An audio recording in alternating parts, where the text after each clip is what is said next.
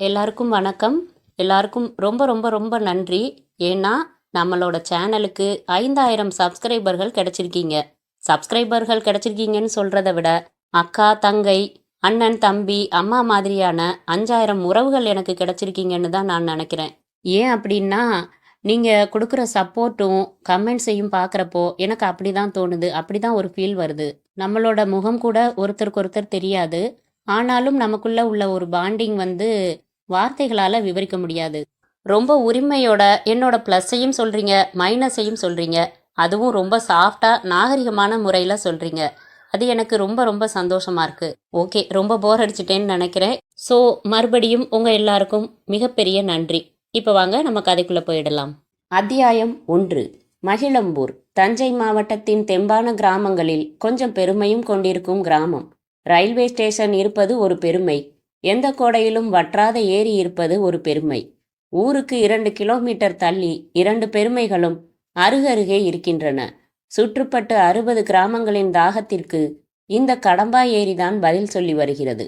கடம்பா என்ற பெயர் காரணம் 90 வயது தாண்டிய முதுமக்களை விசாரித்தால் சொல்வார்கள். நமக்கு அது அவசியமில்லை. நாம் மயில்சாமியை பார்க்கலாம். அந்த 5 மணி விடிகாலையில் அரைகுறையாக துடைத்த அரிதார முகமாக வானம் கலங்களாக நிறம் மாறிக்கொண்டிருந்தது. மரங்கள் இன்னும் பச்சை நிறத்திற்கு வராமல் கருப்பாகத்தான் தெரிந்தன. சில்வண்டுகளின் சுருதி இன்னும் இருந்தது. மயில்சாமி ஏரியை நோக்கி செல்லும் செம்மண் சாலையில் தனது ஒற்றை மாட்டு வண்டியை ஹே ஹே என்று விரட்டி கொண்டிருக்கிறான். தலையில் முண்டாசு, காதில் ஒற்றை பீடி, புஜத்தில் கருப்பு கயிற்றில் தாயத்து. பறவையை கண்டான், விமானம் படைத்தான் என்று உற்சாகமாக வாய்விட்டு பாடியபடி வண்டியை ஓ ஓ என்று ஏரிக்கரையின் ஓரத்தில் நிறுத்தினான். குதித்து இறங்கினான். ஒரு கால்பந்தாட்ட மைதானம் அளவிற்கு ஏரி இருந்தது.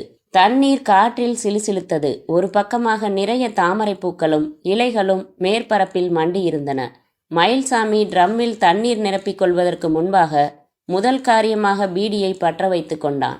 எதிரொலி கேட்டான், வானொலி படைத்தான், எதனை கண்டான், மதத்தினை படைத்தான் என்று பாடியபடி பீடியின் வெப்ப சுகத்தை நுரையீரல்களுக்கு வழங்கினான். தண்ணீர் அள்ளுவதற்காக தயாரிக்கப்பட்ட வாய்வெட்டின பிரிட்டானியா உயர டின்னை எடுத்துக்கொண்டு ஏரியில் இறங்கினான். தெளிவான நீரை ஒரு டின் அள்ளிக்கொண்டு வண்டிக்கு வந்தான். பெயிண்ட் அடித்து மயில்சாமி தண்ணீர் வண்டி என்று எழுதப்பட்ட ஒரு காலத்து கிரீஸ் ட்ரம் படுக்க வைக்கப்பட்டு அதன் வயிற்றில் திறப்பு சதுரம் அமைக்கப்பட்டிருந்தது. அதன் மேல் குப்பை வடிகட்ட வாயில் துணி போட்டிருந்தான். அதன் மேல் மொண்டு வந்த தண்ணீரை ஊற்றிவிட்டு 2வது நடையாக ஏரிக்கு சென்றான். 5-6 முறை அவன் ஊற்றி ட்ரம்மை நிரப்பிக் கொண்டிருக்கும் போது சூழ்நிலையில் வெளிச்சம் அதிகரித்து கொண்டிருந்தது.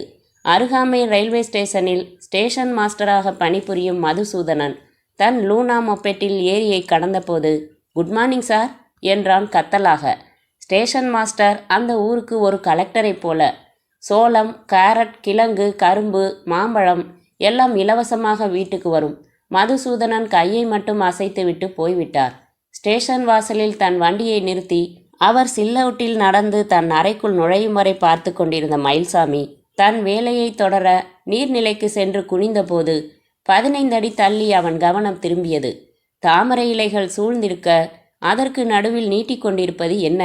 மரக்கட்டையா? மரக்கட்டை போல தெரியவில்லையே. மயில்சாமி கண்களை ஒரு தரம் தேய்த்து விட்டு கொண்டு குறை வெளிச்சத்தில் ஊடுருவி பார்த்தான். மரக்கட்டைக்கு விரல் இருக்குமா என்ன? ஐயோ, அது ஒரு மனித உடம்பா? மயில்சாமிக்கு முதுகுத்தண்டில் சிலிர்த்தது. ஓட்டமாக ஸ்டேஷனுக்கு வந்து மூச்சிரைத்தான். தன் சிகரெட்டை அப்போதுதான் பற்ற வைத்த மதுசூதனன், என்னையா இப்படி ஓடி வர என்றார். சார், ஏரியில பொணம் சார். பொணமா? என்னையா சொல்ற நீ? ஆமாம் சார், வந்து பாருங்களேன். மதுசூதனன் சிகரெட்டை வீச மனமில்லாமல் 2 இழுப்பு அவசரமாக இழுத்துக்கொண்டு, வா போய் பார்க்கலாம் என்று அவனை தன் பின் சீட்டில் உட்கார வைத்து கொண்டு லூனாவை ஏரிக்கு ஓட்டினார். இப்போது நன்றாகவே விடிந்திருக்க தெளிவாகவே தெரிந்தது. அது பிணம்தான். உடம்பு நன்றாக ஊதிப்போய் 2-3 நாட்களாயிருக்கும் பிணம். ஆண் பிணம். மதுசூதனன் ஸ்டேஷனுக்கு வந்து டெலிஃபோன் எடுத்து கும்பகோணம் போலீஸ் ஸ்டேஷனை அழைத்து படபடப்பாக செய்தி சொல்ல துவங்கினார். அத்தியாயம் 2. 106 டிகிரி அனலுக்கு பிறகு களைத்து போய் உறங்கிக் கொண்டிருக்கும் சென்னை. இரவு காட்சி சினிமா பார்ப்பவர்கள், இரவு ஷிப்டில் வேலை பார்ப்பவர்கள், தூக்கம் வராதவர்கள் தவிர எல்லோரும் உறங்கிக் கொண்டிருக்கும் ராத்திரி 12:15. கிளாராவும் உறங்கிக் கொண்டுதான் இருந்தாள். லேசான விசும்பல் ஒலியை கேட்கும் வரை. கிளாரா இளம்பெண், மாநிறம், 5.4 அடி உயரம். தற்சமயம் மார்புக்கு அருகில் முடிச்சு போடுகிற காட்டன் நைட்டி அணிந்திருந்தாள். கீழுதட்டுக்கு கீழே மிளகளவு மச்சம் அல்லது தீர்க்கமான முகத்திற்காக பிரம்மன் படைப்பின் போதே வைத்துவிட்ட நிரந்தர திருஷ்டி பொட்டு. மலையாள சீமா போல தடித்த உதடுகள், அடர்த்தியான புருவங்கள் வெகு சில பெண்களுக்கு அழகு சேர்க்கும் அம்சம். கிளாரா அந்த வெகு சில ஜாதி. தொலைக்காட்சி நச்சரிக்கும் எந்த ஷாம்புவையும் உபயோகிக்காமலேயே வெல்வெட்டாய் நழுவும் இடுப்பு வரை இறங்கும் கூந்தல். கடைசியாக ஒரு செய்தி. கிளாராவுக்கு திருமணமாகி 2 வருடம் 4 மாதங்கள் 17 தினங்கள் ஆகிவிட்டது. அதனால் கட்டிலுக்கருகில் தொங்கும் துணியில் 1.5 வருட சிண்ட்ரெல்லா வாயில் விரல் போட்டுக்கொண்டு உறங்கிக் கொண்டிருக்க, கிளாரா முதலில் அந்த விசும்பல் ஒலி முதலில் கனவில் என்றுதான் நினைத்தாள். உறக்கம் கலைந்து காட்சிகள் ஃபோக்கஸுக்கு வந்ததும் தான் விசும்பல் கட்டிலில் அருகில் என்று புரிந்தது. திடுக்கிட்டு திரும்பி பார்க்க, உட்கார்ந்த நிலையில் லாரன்ஸ் சுவரில் மாட்டியிருக்கும் ஜீசஸின் படத்தை பார்த்தபடி விசும்பிக் கொண்டிருந்தான். லாரன்ஸ் லுங்கியும் கையில்லாத பனியனும் அணிந்திருக்க, குற்றவாளி கூண்டில் போல கைகளை கட்டிக்கொண்டு விசும்பி கண்களில் இருந்து கண்ணீர் கோடுகள் இறங்கிக் கொண்டிருந்தது. அர்த்த ராத்திரியில் ஒரு வளர்ந்த ஆண் பிள்ளை அழுவதா? என்னங்க, என்னாச்சு? எழுந்தமர்ந்த கிளாரா அவன் தோளை தொட்டு கேட்டதும் அவசரமாக லாரன்ஸ் லுங்கியால் கண்களை துடைத்து கொண்டான். ஒண்ணுமில்ல கிளாரா, நீ தூங்கு. என்ன சொல்லுங்க, எனக்கு பதறுது. எதுக்காக இப்படி எழுந்து உட்காந்து அழுதுகிட்டு இருக்கீங்க? உடம்பு எதுவும் சரியில்லையா? வயிறு ஈறு வலிக்குதா? ஒண்ணுமில்லம்மா, நீ படுத்துக்க. என்னங்க இப்படி சொல்றீங்க? நீங்க அழுது இது வரைக்கும் நான் பார்த்ததே இல்லையே. பக்கத்துல தானே டாக்டர் வீடு இருக்கு, வாங்க, ஏதாச்சும் பிரச்சனைனா போய் பார்த்துட்டு வந்துடலாம். கிளாரா அவன் நெற்றியை தொட்டு பார்த்தாள். ஜில் என்றுதான் இருந்தது. உடம்புக்கு ஒன்றும் இல்லை கிளாரா. வேற என்னங்க, நான் ஏதாவது வருத்தப்படுற மாதிரி நடந்துக்கிட்டேனா? சீக்கிரம் சொல்லுங்க, எனக்கு படபடக்குது. சச்சா, உன்னை பொண்டாட்டியை அடையிறதுக்கு நான் ஒவ்வொரு ஜென்மத்திலையும் கர்த்தருக்கு நன்றி சொல்லிக்கிட்டே இருக்கணும் கிளாரா. ஆஃபீஸில் ஏதாவது பிரச்சனையா? சொன்னா உனக்கு கேலியாப்படும். ஒன்றும் பெருசா இல்லை, நீ படுத்துக்க, நானும் படுத்துக்கிறேன், தூங்கலாம். லாரன்ஸ் படுத்துக்கொள்ள கிளாராவும் படுத்துக்கொண்டு, எதுவாக இருந்தாலும் பரவாயில்லங்க, சொல்லிடுங்க, எனக்கு தூக்கம் வராதுங்க என்றாள். சரி சொல்லிடுறேன். ஒரு கனவுமா. கனவுல ஜீசஸ், சிலுவையில் அறையப்பட்ட ஜீசஸ் ரத்தம் சொட்ட சொட்ட நிற்கிறாரு. அவர் உடம்புல இருந்து கொட்டின ரத்தம் தரையில சேகரமாகி ஒரு சின்ன நதி போல ஓடி வருது. அந்த ரத்த நதி என் முகத்துல படுற மாதிரி இருந்துச்சு. சட்டுன்னு சிலிர்த்து போய் எந்திரிச்சிட்டேன். உடம்பு பூரா பரபரன்னு ஆயிடுச்சு. ஜீசஸ் நமக்காக பட்ட துன்பங்களை நினைக்க நினைக்க திடீர்னு அழுக வந்துடுச்சு. அவ்வளவுதான். நிஜமா இதுதானா? வேற எதுக்காக நான் அழப்போறேன்? கிளாராவால் அப்போதும் முழுமையாக நம்ப முடியவில்லை. வற்புறுத்தி கேட்டதால் திடீரென்று ஒரு கற்பனை கதை அமைத்து எனக்காக இப்படி சொல்கிறாரா? இல்லை, சொல்வதெல்லாம் நிஜமா? இவருக்கு பொதுவாக சர்ச்சுக்கு வாராவாரம் போகிற பழக்கமோ தினம் ரெகுலராக பிரேயர் செய்யும் பழக்கமோ இல்லை. எனக்கு இறைபக்தி கொஞ்சம் கம்மிதான் என்று இவரே பல சமயங்களில் சொல்லி இருக்கிறார். அப்படிப்பட்ட இவர் ஜீசஸை பற்றி கனவு கண்டாரா? கண்டிருக்கலாம். அதற்காக இப்படி நடுராத்திரியில் எழுந்து உட்கார்ந்து கொண்டு அழுகிற ரகமா இவர்? குட் நைட் கிளாரா, தூங்கு. அவளுக்கு முதுகு காட்டியபடி புரண்டு படுத்து கொண்டான் லாரன்ஸ். ஆனாலும் அவளுக்கு ரொம்ப நேரத்திற்கு உறக்கம் வரவில்லை. அத்தியாயம் 3.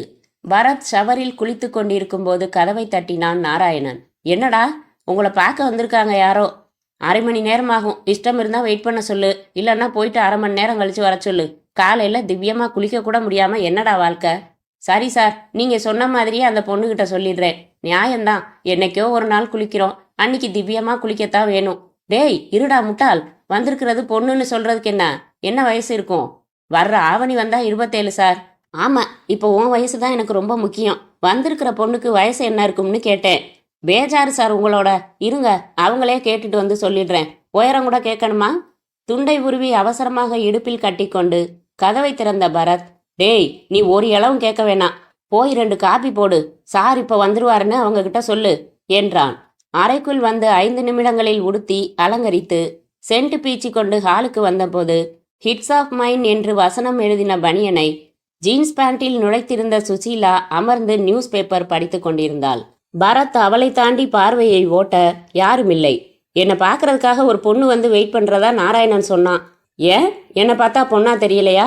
அப்போதான் சீக்கிரம் குளிச்சுட்டு வருவீங்கன்னு நாராயணனை நான் தான் அப்படி சொல்ல சொன்னேன். ஃபியூஸ் போன பல்பாக ஒளி இழந்த முகத்துடன் அமர்ந்த பரத் காப்பி கொண்டு வந்து நீட்டின நாராயணனை முறைத்தான். கூட்டு சதியா பண்ற படவா? எனக்கு இன்னும் கூட்டே சரியா பண்ண வரல சார். இதுல சதி வேற எங்க பண்றது? சுசீலா காப்பியை வாங்கி கொண்டு, அவனையே முறைக்கிறீங்க. ஒரு பொண்ணு உங்களை பார்க்க வந்தா ஒரு மாதிரி ட்ரீட்மெண்ட், ஆம்பளை பார்க்க வந்தா ஒரு மாதிரி ட்ரீட்மெண்ட்டா? ஒரு சிறப்பு சலுகை தான் சுசி. பாவம் பொம்பளைங்கள ரொம்ப நேரம் காக்க வைக்க கூடாது, அதனால தான். அது சரி, வயசு என்னவா இருந்தா என்ன, அதை எதுக்கு கேட்டீங்க? பரத் 2 கைகளையும் உயரே தூக்கி கொண்டு, ஓகே சரண்டர், விட்டுடு விட்டுடு தாயே. என்ன தாயே இவ்வளவு அதிகாலை தரிசனம் என்றான். ஸ்டாப் தட் தாயே, அசிங்கமா இருக்கு. மாலினி கேஸ்ல அவ ஹேண்ட்பேக்ல டைரக்டர் பாரதி ராஜாவோட விசிட்டிங் கார்டு இருந்ததால அவரை இன்னைக்கு காலையில வீட்டில் போய் பார்த்துடலாம்னு நீங்க தான் சொன்னீங்க பரத். அப்பாயின்மெண்ட் வாங்கிட்டேன். நீ எதுக்கு? நான் மட்டும் பார்த்துட்டு வந்துடுறேனே. ஏன்? இன்னைக்கு என்ன தந்திரம்னே புரியல. நீ கொஞ்சம் முழுன்னு அழகா தெரியற. அவரோ அடுத்த படத்துக்கு புதுமுகம் தேடிக்கிட்டு இருக்கிறதா படித்தேன். வாமா, வந்து ரவிக்கையை கழட்டிட்டு நடின்னு உன்னை செலக்ட் பண்ண போறாரு. சுசீலா அவன் சட்டையை பிடித்தாள். எப்படி அழகா தெரியறேனா? அப்போ அழகா இல்லையா? இப்படி இன்சல்ட் பண்ணுறதுக்காகவே அவர்கிட்ட நானே சான்ஸ் கேட்டு நடிக்க போகிறேன். டிவியில் நம்ம தொடரில் நடிக்க கூப்பிட்டப்பவே மாட்டேன்னு சொல்லிட்டியே. அதுக்கு வேற காரணம் இருக்கு பரத். டிவிக்கு சில கோட்பாடுகள் இருக்கான். ஒரு எல்லைக்கு மேலே குறும்புத்தனம் எதுவும் பேசக்கூடாதான். இதை விட முக்கியமான கொடுமை என்னன்னா, வசன பனியன் போடக்கூடாதான். அப்புறம் என்னத்துக்குண்ணா? யாரை வேணும்னாலும் நடிக்க வச்சுக்கோங்க, நான் வரலன்னுட்டேன். அது சரி, நான் மட்டுமாவது என் கேரக்டரில் நடிக்கிறேன்னு சொன்னேனே, அதுக்காவது அனுமதி கொடுத்தியா? நான் சுசீலா இல்லைன்னு ஆனப்புறம் நீங்கள் மட்டும் எப்படி பரத்தா நடிக்கலாம்? ஏற்கனவே உங்களுக்கு கொஞ்சம் ரசிகைகள் அலையிறாங்க. டிவி மூலமாக இன்னும் நிறைய சக்கலத்திங்க உருவாகிறத தடுக்கலாமேன்னு தான் வேணாம்னுட்டேன். அது சரி, டூப்ளிகேட் பரத் சுசீலா எப்படி, உனக்கு பிடிச்சிருக்கா? சூப்பர் ஃபர்ஸ்ட் கிளாஸ்னு சொல்ல முடியாது, ஆனால் ஓகே, பாஸ் பண்ணிட்டாங்க. என்னதான் செஞ்சாலும் நிஜம் நிஜம்தான், நிழல் தான். கரெக்ட், ஒரிஜினல் தான். கமான் போகலாம். அவன் கையை பிடித்து வாசலுக்கு இழுக்க டெலிஃபோன். இரு, யாருன்னு பார்க்கலாம். பரத் எடுத்து பரத் என்றான். குட் மார்னிங் சார், நான் உங்கள் ஃப்ரெண்டு லாரன்ஸோட ஒய்ஃப் கிளாரா பேசுகிறேன். சௌக்கியமா? நல்லா இருக்கேன் சிஸ்டர். ஏலக்காய் வாசனையோட டீ ஞாபகம் தான் வரும் உங்களை நினைக்கிறப்ப. சிண்ட்ரல்லா எப்படி இருக்கா? நல்லா இருக்கா. நான் உங்களை பார்க்கணும் சார். நீங்கள் என்ன? நான் மட்டும். அவர் ஆஃபீஸுக்கு புறப்பட்டு போனதும் ஒரு 10:30 மணிக்கு உங்கள் ஏஜென்சி ஆஃபீஸுக்கு வரலாமா? வாங்களே, என்ன விஷயம்? நேரில் சொல்கிறேன். ஓகே வாங்க. ஃபோனை வைத்துவிட்டு யோசனையாக நிமிர்ந்தான் பரத். யார் பரத்? கிளாரா. 10:30க்கு அவங்க மட்டும் ஆஃபீஸுக்கு வந்து நம்மளை பார்க்குறாங்களாம். விஷயம் நேரில் சொல்கிறேன்னு சொன்னாங்க. என்னவா இருக்கும்னு புரியல. இருவரும் காரில் சென்றார்கள். லாரன்ஸை நான் பார்த்தே 4 மாதம் இருக்கும். அவன் இல்லாமல் வந்து இவங்க என்கிட்ட பேச விரும்புகிறாங்கன்னா நிச்சயம் பிரச்சனை அவனை பற்றி தான் இருக்கும். கல்யாணத்துக்கு முன்னாடி வேலை கிடைக்காத சமயத்தில் லாரன்ஸ் நிறையா குடிச்சிக்கிட்டு இருந்தான். மறுபடியும் ஆரம்பிச்சிட்டானோ என்னவோ. ஏன் அப்செட் ஆகுறீங்க பரத்? அவங்க வந்து சொன்னால் தெரிஞ்சிட்டு போகுது என்ற சுசீலாவின் தோளில் ஒரு கையை போட்டுக்கொண்ட பரத், நகர்ந்துடாத, கொஞ்சம் அப்செட் குறையட்டும் என்றான். அத்தியாயம் 4. தினத்தந்தியின் திருச்சி பதிப்பில் மட்டும் அந்த செய்தி வெளியாகியிருந்தது. பிணமான வாலிபர் யார்? விபத்தா, கொலையா? போலீஸ் தீவிர விசாரணை. கும்பகோணம் அருகில் உள்ள மகிழம்பூர் கிராமத்தின் எல்லையில் ரயில்வே ஸ்டேஷன் அருகில் உள்ளது கடம்பா ஏரி. இந்த ஏரியில் நேற்று காலை ஒரு ஆணின் பிணம் மிதப்பதாக தகவல் பெற்றதும் கும்பகோணம் குற்றப்பிரிவு இன்ஸ்பெக்டர் ராமமூர்த்தி ஸ்தலத்திற்கு விரைந்து பிணத்தை கைப்பற்றி வழக்கு விசாரணையை துவக்கியுள்ளார். இறந்து போன வாலிபருக்கு 30 வயது இருக்கலாம். இடுப்பில் கருப்பு அரஞ்சான் கயிறு அணிந்துள்ள இவரை பற்றி யார் என்ன என்கிற எந்த விவரங்களும் இதுவரை போலீசாருக்கு கிடைக்கவில்லை. கும்பகோணம் அரசாங்க மருத்துவமனையில் பிணவரையில் வைக்கப்பட்டுள்ள இந்த அடையாளம் தெரியாத வாலிபரை யாராவது அந்த ஏரியில் தள்ளிவிட்டு கொலை செய்தார்களா, அல்லது அவரே குளிக்கும்போது மூச்சு திணறி இறந்து போனாரா என்று போலீசார் தீவிரமாக விசாரித்து வருகிறார்கள். ராமமூர்த்தி செய்தித்தாளை மடக்கி போட்டுவிட்டு கையில் பிடித்த பீங்கான் கப்பில் இருந்த காப்பியையும் குடித்து முடித்து வைத்தபோது சப் இன்ஸ்பெக்டர் கிருஷ்ணன் உள்ளே வந்தார். Good morning sir, postmortem report என்று நீட்டினார். ராமமூர்த்தி வாங்கி பிரித்து பார்வையை ஓட்டினார். அதிகப்படியான தண்ணீர் மூச்சுக்குழாய் உள்ள போய் மூச்சு திணறல் காரணமாக மரணம்னு போட்டிருக்காரு. உடம்புல வேற எந்த விதமான காயமும் இல்லைன்னு போட்டிருக்காரு. மரணம் நடந்து 3 நாள் ஆகியிருக்கும்னு போட்டிருக்காரு. குளிக்கிறப்போ சேறு பகுதியில் கால் வலிக்கு ஆழமான பகுதிக்கு போயிருக்கணும். Simple accident I think. இருக்கலாம் சார். ஏரியில் அங்கங்கே சேறு பகுதி அதிகம்னு நிறைய பேர் சொல்லியிருக்காங்க சார். ஆனால் இறந்தது யாருன்னு அடையாளம் கண்டுபிடிச்சாதான் கேஸுக்கு முற்றுப்புள்ளி வைக்க முடியும். அதானே, அதுவும் சொல்ல நினச்சேன். வேற என்ன? கிராமத்துக்குள்ளே விசாரித்த வரைக்கும் யாருக்கும் பிணத்தை அடையாளம் தெரியலை. அந்த கிராமத்தில் பெரும்பாலும் எல்லா ஆம்பளைங்களும் வேட்டி கட்டுறவங்க தான். இறந்தவன் இளைஞன். ஏரியில மிதந்த ஒரு பேண்ட்டை நாம கைப்பற்றினோமே, அது இவன் சைஸுக்கு பொருந்துது. அதனால பேண்ட் நிச்சயமா இவனோடதா தான் இருக்கணும். சரி, அதனால கிராமத்துக்காரங்க யாருக்கும் அடையாளம் தெரியாததால அவன் வெளியூர்காரன் தான்னு நம்புறீங்களா? அதுதான் புரியுதே, மேலே சொல்லுங்க. ஏரியில நமக்கு கிடைச்சது பேண்ட் மட்டும்தான். வெளியூர்ல இருந்து ஒருத்தன் பேண்ட் மட்டும் போட்டுக்கிட்டு வருவானா? சட்டையும் போட்டுக்கிட்டு தானே வந்திருப்பான். அந்த சட்டை எங்க? என்னையா கேள்வி இது? ஏரியில அடியில ஏதாவது ஒரு தாமரை கொடியில சிக்கியிருக்கலாம். என் பாயிண்ட் அது இல்லை சார். நமக்கு பிணம் நிர்வாணமாக தான் கிடைச்சிது. ஒரு சிகப்பு துண்டு தனியாக கிடைச்சிது. அதாவது கரையில் பேண்ட்டையும் சட்டையையும் கழட்டி வச்சுட்டு அந்த சிவப்பு துண்டை மட்டும் கட்டிக்கிட்டு அவன் குளிக்க இறங்கி இருக்கணும். அப்பதான் கால் நழுவி ஆழத்துக்கு போய் மாட்டி இருக்கணும். கரெக்டா? கரெக்ட். அதான் நம்ம தியரி. கரையில் கழட்டி வச்ச பேண்ட்டும் சட்டையும் ரெண்டுமே நமக்கு கிடைக்கலன்னா ரெண்டையும் எவனோ திருடிட்டு போயிட்டான்னு ஒரு யூகத்துக்கு வரலாம். ஏரியில் பேண்ட் மட்டும் கிடச்சிது. இப்போ 2 கேள்விகள். குளிக்கிறதுக்காக கரையில் கழட்டி வச்சிருந்த அந்த பேண்ட் எப்படி ஏரிக்குள்ளே வந்து மிதக்கும்? அவனோட சட்டை எங்க? ராமமூர்த்தி காலையில் தான் ஷேவ் செய்திருந்தாலும் அதற்குள் சொரசொரப்பாகி போன தன் தாடையை தடவியபடி கிருஷ்ணனை பார்த்தார். கிருஷ்ணன், லேசா ஒரு குழப்பம் இருக்குதான். முதல்ல இறந்தவன் யாருன்னு கண்டுபிடிக்கிறதுல தீவிரம் காட்டலாம்னு நினைக்கிறேன். எஸ் சார் என்றார் கிருஷ்ணன். அதுக்கு என்ன செய்யலாம்? பேப்பரில் பிணத்தோட ஃபோட்டோ கொடுத்துருக்கோம். அது யூஸ்லெஸ். 3 நாள் தண்ணியில் ஊறி போய் விகாரமாகி போன முகம்தான் ஃபோட்டோவில் இருக்குது. பாலூட்டி வளர்த்த அம்மா பார்த்தா கூட தன் மகனை அந்த ஃபோட்டோ பார்த்து அடையாளம் சொல்ல முடியாது கிருஷ்ணன்.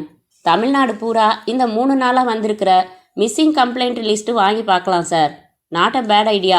சார், முதல் காரியமாக அந்த ஏரிக்குள்ளே 2-3 பேரை குதித்து தேடி பார்க்க சொல்லலாம்னு படுது. எதை தேடுறது? அவன் போட்டிருந்த பேண்ட்டில் மணி பர்ஸோ கைக்குட்டையோ ஒரு காகிதமோ கூட கிடைக்கல. அதனால சட்டையில் அவன் சம்மந்தப்பட்ட தகவல் கிடைக்கலாம். வேற ஏதாவது புதுசாக தகவல் சொல்கிற பொருள் ஏதாவது கிடைக்கலாம்.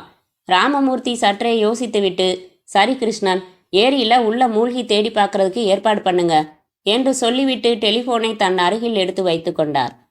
அத்தியாயம் 5. கிளாரா காட்டன் புடவை கட்டி கண்ணாடி வளையல்கள் போட்டிருந்தாள். நாற்காலியில் அமர்ந்ததும் அவளின் ஒற்றை பின்னல் தரை தொட முயன்றது. எடுத்து முன்பக்கம் போட்டுக்கொண்டாள்.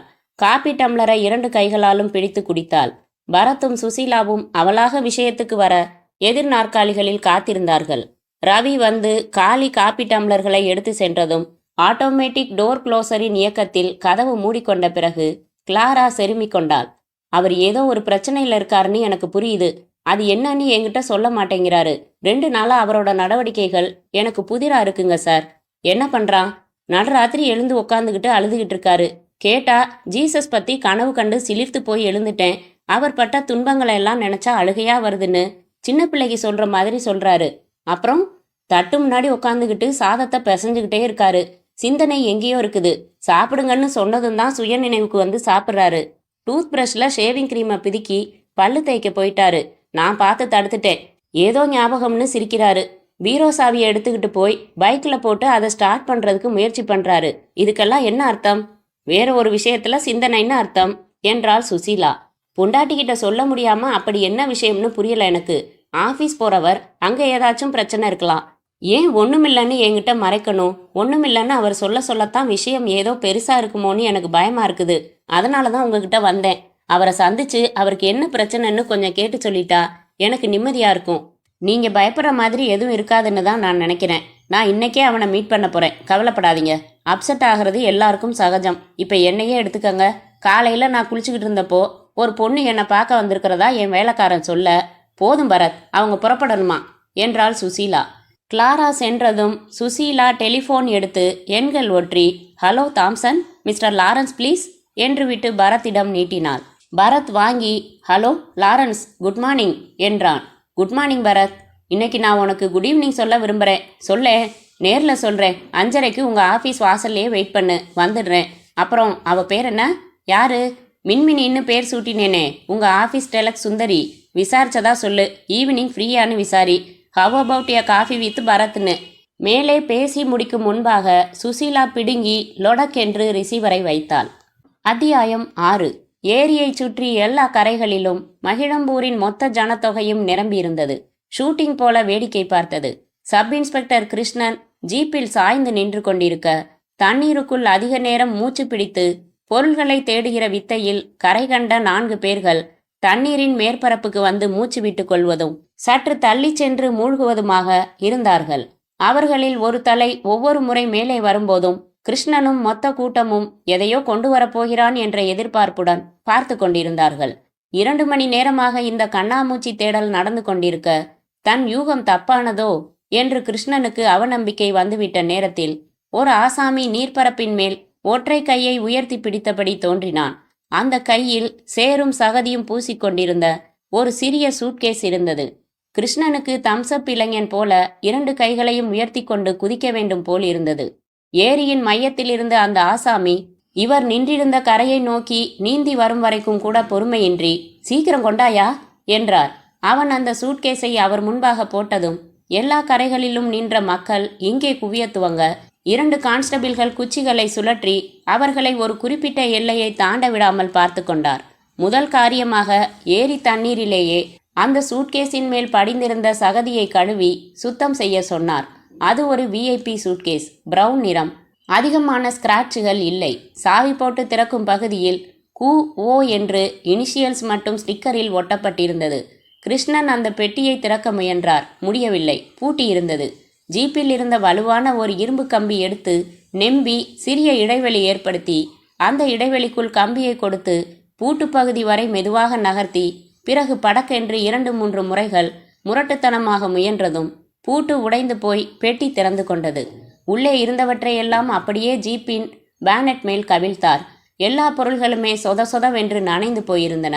4 பேண்ட்ஸ், 4 ஷர்ட்ஸ், 3 பனியன்கள், 2 ஜட்டி, 2 கைலி, ஒரு துண்டு, 3 கர்ச்சீப்ஸ். இவை துணி வகைகள். பிறகு பான்ஸ் பவுடர் டப்பா, குனேகா சென்ட் பாட்டில், பிளாஸ்டிக் சீப்பு, toothbrush, paste, shaving set. அவ்வளவே. கிருஷ்ணன் அந்த பேண்டை எடுத்து இடுப்பின் உள்பக்கம் பார்த்தார். அவர் எதிர்பார்த்தது போலவே தைத்த டைலர் கடையின் பெயரும் ஊரும் இருந்தது. Advance style Bombay. எல்லா பேண்ட்டுகளும் சட்டைகளும் அதே அட்வான்ஸ் ஸ்டைல் பாம்பே துணி லேபிளை தாங்கியிருந்தது. எல்லா பொருள்களையுமே அள்ளி அதே சூட்கேஸில் போட்டுக்கொண்டு புறப்பட்டார் கிருஷ்ணன். "வெரி குட்" என்றார் இன்ஸ்பெக்டர் ராமமூர்த்தி. "இப்போ நம்மக்கிட்ட இறந்தவன் பற்றி 2 தகவல்கள் இருக்கு. அவன் பாம்பேல இருக்கிறவன், இல்லைன்னா இருந்தவன். அவனோட பேரு கேல ஆரம்பிக்கிற பேரு, அவனோட அப்பா பேரு எஸ்ல ஆரம்பிக்கிற பேரு. 3வதா இன்னொரு தகவலும் இருக்கு சார்" என்றார் கிருஷ்ணன். "என்ன அது?" "ஏதோ ஒரு காரணத்துக்காக அவன் மகிழம்பூர் கிராமத்துக்கு வந்திருக்கான். அவன் அநேகமாக ரயிலில் தான் வந்திருக்கணும். மகிழம்பூர் ஸ்டேஷனில் ஏகப்பட்ட பேசஞ்சர்ஸ் நிற்குமே சார். இவனோ பாம்பேக்காரன். பாம்பேலேருந்து மகிழம்பூர் வரணும்னா மெட்ராஸ் வந்து தான் வரணும். மெட்ராஸ்லேருந்து வர்ற ட்ரெயினில் மகிழம்பூரில் நிற்கிற எக்ஸ்பிரஸ் ட்ரெயின் ஒன்று தான். அது ராமேஸ்வரம் எக்ஸ்பிரஸ். எத்தனை மணிக்கு மகிழம்பூரில் நிற்கிது அது?" "கும்பகோணத்துக்கு ஷெட்யூல் டைம் 4:38 அதிகாலை சார். மகிழம்பூரில் 4:42க்கு நிற்கும் சார்.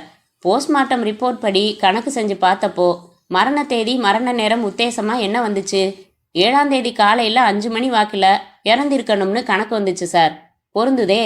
6ஆம் தேதி மெட்ராஸில் புறப்படுற ராமேஸ்வரம் எக்ஸ்பிரஸில் அவன் புறப்பட்டுருக்கான். 7ஆம் தேதி காலையில் 4:45க்கு மகிழம்பூரில் இறங்கியிருக்கான். அதுக்கப்புறம் தண்ணியில் எப்படி மூழ்கினான்?" "மூழ்கலை சார், மூழ்கடிக்கப்பட்டிருக்கான்." "இன்னுமா இதை விபத்துன்னு நினைக்கிறீங்க? விபத்தாக இருந்தால் சூட்கேஸ் எப்படி ஏரிக்குள்ளே போகும்? ஸோ நிச்சயமாக இது கொலை தான்.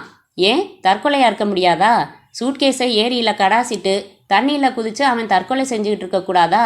"மன்னிக்கணும் சார், தற்கொலை செய்துக்கிறவன் பேண்ட் சட்டையை கழட்டி வச்சுட்டு இடுப்பில் துண்டை கட்டிக்கிட்டு குளிக்கிற மாதிரி இறங்கி தற்கொலை செஞ்சுக்க மாட்டான்." தன் கேள்வியின் அபத்தத்தை உணர்ந்த ராமமூர்த்தி, "ஐ எம் சாரி, நான் அந்த பாயிண்ட்டை மறந்துட்டேன்" என்றார் வோல்டேஜ் குறைந்து போன குரலில். கிருஷ்ணன் மேஜை மேல் இருந்த ஃபைலை புரட்ட போஸ்ட்மார்ட்டம் ரிப்போர்ட்டை பார்த்தார். "என்ன பார்க்குறீங்க?" "இதில் டாக்டர் ஒரு பாயிண்ட் நோட் பண்ணியிருக்காரு. பிணத்தோட இடது கை மணிக்கட்டில் ரிஸ்ட் வாட்ச் கட்டி வெயில் படாமல் ஒரு பட்டையாக தோல் வெளுத்து போயிருக்குன்னு சொல்லியிருக்காரு. அதே மாதிரி மோதிர விரல்லையும் மோதிரம் போட்டதுக்கான தோல் நிற மாற்றம் இருக்கிறதா சொல்லியிருக்காரு." "ஆமாம், நானும் பார்த்தேன். அதுக்கு என்ன?" "நான் ஒரு காட்சி சொல்கிறேன், பொருந்துதான்னு பாருங்கள் சார். இந்த எஸ்கே ரயிலை விட்டு இறங்குறான். ஊருக்குள்ளே போக 2 கிலோமீட்டர் நடக்கணும். அதிகாலை 4:45க்கு இன்னும் விடியாது. அதனால் இருட்டாக இருந்திருக்கும். என்ன செய்கிறதுன்னு யோசிச்சிருக்கான். நிலா வெளிச்சத்தில் ஏரியை பார்த்ததும் குளிச்சுட்டு ஊருக்குள்ளே போகலாம்னு முடிவு பண்ணி ஏரிக்கு வரான். பெட்டியை கரையில் வச்சுட்டு சட்டை பேண்ட்டை கழட்டி துண்டு கட்டிக்கிறான். தன் மோதிரத்தையும் வாட்சையும் கழட்டி கரையில் வச்சுட்டு தண்ணியில் இறங்குறான்." "ம்" என்றார் ராமமூர்த்தி ஆர்வமாக. "அப்போ யாரோ ஒருத்தன் அங்கே வர்றான். கரையில் இருக்கிற வாட்சையும் மோதிரத்தையும் பார்க்குறான். இவன் மட்டும் தனியாக குளிச்சுக்கிட்டு இருக்கிறத பார்க்குறான். உடனே இவனை தண்ணிக்குள்ளே அமுக்கி சாகடிச்சிட்டு வாட்ச் மோதிரத்தை எடுத்துக்கிட்டு பெட்டியை தூக்கி ஏரியில கடாசிட்டு போயிட்டான். ஒரு வாட்ச் மோதிரத்துக்காக கொலை செய்வானா? உங்களுக்கு தெரியாததா சார்? 100 ரூபாய்க்காக, 10 ரூபாய்க்காக, ஒரு கிளாஸ் டீக்காக எல்லாம் கூட கொலைகள் நடந்திருக்கு. நீங்க ஃபார்ம் பண்ணி வச்சிருக்கிற தியரி படியே கொஞ்சம் ப்ரொசீட் பண்ணலாம்னு தோணுது. ரைட், நான் டிஎஸ்பி ஐயாவை பார்த்து பேசுகிறேன். இந்த பேண்ட் சட்டையில் ஒரு செட்டை கூரியரில் பாம்பே போலீஸுக்கு அனுப்பி அங்கே இந்த டைலர் கடையில் விசாரிக்க சொல்லலாம். வேற என்ன செய்யலாம்? மகிழம்பூர் சின்ன ரயில்வே ஸ்டேஷன் சார். ராமேஸ்வரம் எக்ஸ்பிரஸ்லேருந்து ரொம்ப பேர் இறங்கி இருக்க மாட்டாங்க. நான் ஸ்டேஷன் மாஸ்டரை போய் கொஞ்சம் விசாரிக்கிறேன். அவன் இவர்கிட்ட ஏதாவது பேசியிருக்கலாம். வெரி குட், முதல்ல அவரை விசாரிச்சுட்டு வந்துருங்க என்று அவரை அனுப்பி வைத்த ராமமூர்த்தி கிருஷ்ணனின் மூளை சட் சட்டென்று சில யோசனைகளை சிந்துவதற்காக வியப்பும் பொறாமையும் மேலிட ஒரு பெருமூச்சு விட்டார். அத்தியாயம் 7. பிரச்சனைகளில் இருந்து தற்காலிகமாக தப்பித்துக் கொள்வதற்காக கொஞ்சம் பேரும் புதிதாக பிரச்சனைகளை உருவாக்கி கொள்வதற்காக கொஞ்சம் பேரும் கடற்கரைக்கு வந்திருந்தார்கள். லட்சம் கால்கள் தினம் மிதித்தும் பொறுமையாக படுத்திருந்தது மணல்வெளி. காதலர்கள் முழுதும் இருட்ட காத்திருந்தார்கள். சுண்டல் பையன்கள் சுறுசுறுப்பாய் அவர்களுக்கு தொந்தரவு கொடுத்து கொண்டிருந்தார்கள். சாந்தோம் கடற்கரையின் உள் சாலையில் காரை நிறுத்தின பரத் ஒலித்து கொண்டிருந்த இசையை நிறுத்திவிட்டு இறங்கு என்றான். டையின் முடிச்சை தளர்த்தி விட்டிருந்த லாரன்ஸ் காரை விட்டு இறங்கி ஆர்ப்பரிக்கும் அலைகளை பார்த்தான். நடக்கும் பரத்தை பின்பற்றினான். மணல்வெளியில் உட்கார்ந்தார்கள். லாரன்ஸ் முந்தா நாள் சேவ் செய்திருந்தான். கண்கள் உறக்க தேவையை வலியுறுத்தின. உதடுகள் இன்னும் அதிகமாக கருத்திருந்தன. முகத்தில் சாவு வீட்டுக்கு வந்தவனின் கலை இருந்தது. டை காற்றில் துடித்தது. பரத் தனக்கொன்றும் அவனுக்கொன்றுமாக சிகரெட் எடுத்து காற்றை எதிர்த்து போராடி விரல் குடிசை அமைத்து பற்ற வைத்த பின்னர், உன்னை பார்த்தே ரொம்ப நாளாச்சில்ல என்றான். ஆமா, நீ பயங்கர பிஸியாச்சே. என்னை தேடிக்கிட்டு வந்து இங்கே இழுத்துக்கிட்டு வந்து இப்படி ரிலாக்ஸ்டா பேசிக்கிட்டு இருக்கிறதே ஆச்சரியமா இருக்குப்பா. என்ன விஷயம்? இது நான் கேட்க வேண்டிய கேள்வி. லாரன்ஸ் புகைப்பதில் கவனம் செலுத்தினான். என்ன ஆச்சு லாரன்ஸ்? டல்லா இருக்கியே. You are not normal. Any problem? அதெல்லாம் எதுவும் இல்லை. ஆஃபீஸில் கொஞ்சம் வேலை அதிகம். என்கிட்டே டூப்பு விடலாமா லாரன்ஸ்? கண்ணை பார்த்தே எதிரியோட மனசை நிதானிக்கிறவன் நான். ஆனால் நான் எதிரி இல்லையே, நண்பன். ஜோக்? சிரிச்சாச்சு. இப்போ சொல்றியா? என்ன சொல்லணும்? என்ன உன் பிரச்சனை? எதுவும் இல்லையே. நீயா ஏதாச்சும் யூகம் செய்துக்கிட்டு கேட்டா எப்படி? அப்புறம் உன்னை திருப்திப்படுத்துறதுக்காக கற்பனையா ஏதாச்சும் பிரச்சனையே சொல்ல வேண்டியதுதான். நேராக வந்துடட்டுமா லாரன்ஸ்? நான் எதையும் மறைக்க விரும்பல. காலையில் கிளாரா என் ஆஃபீஸுக்கு ஃபோன் செய்துட்டு நேரில் வந்திருந்தாங்க. லாரன்ஸ் முகத்தில் மெலிதான அதிர்ச்சியும் திடுக்கிடலும் வந்து போனது. அப்படியா என்றான். She is very much worried about you. 2-3 நாளாக ஏதோ பிரச்சனையை மனசில் வச்சுக்கிட்டு நீ தடுமாறிக்கிட்டு இருக்கியான். அதை அவங்கக்கிட்ட சொல்லவும் மாட்டேங்கிறியான். எவ்வளவு தூரம் கவலைப்பட்டிருந்தா அவங்க என்கிட்ட வந்து சொல்லி உன்னை கேட்க சொல்லுவாங்க.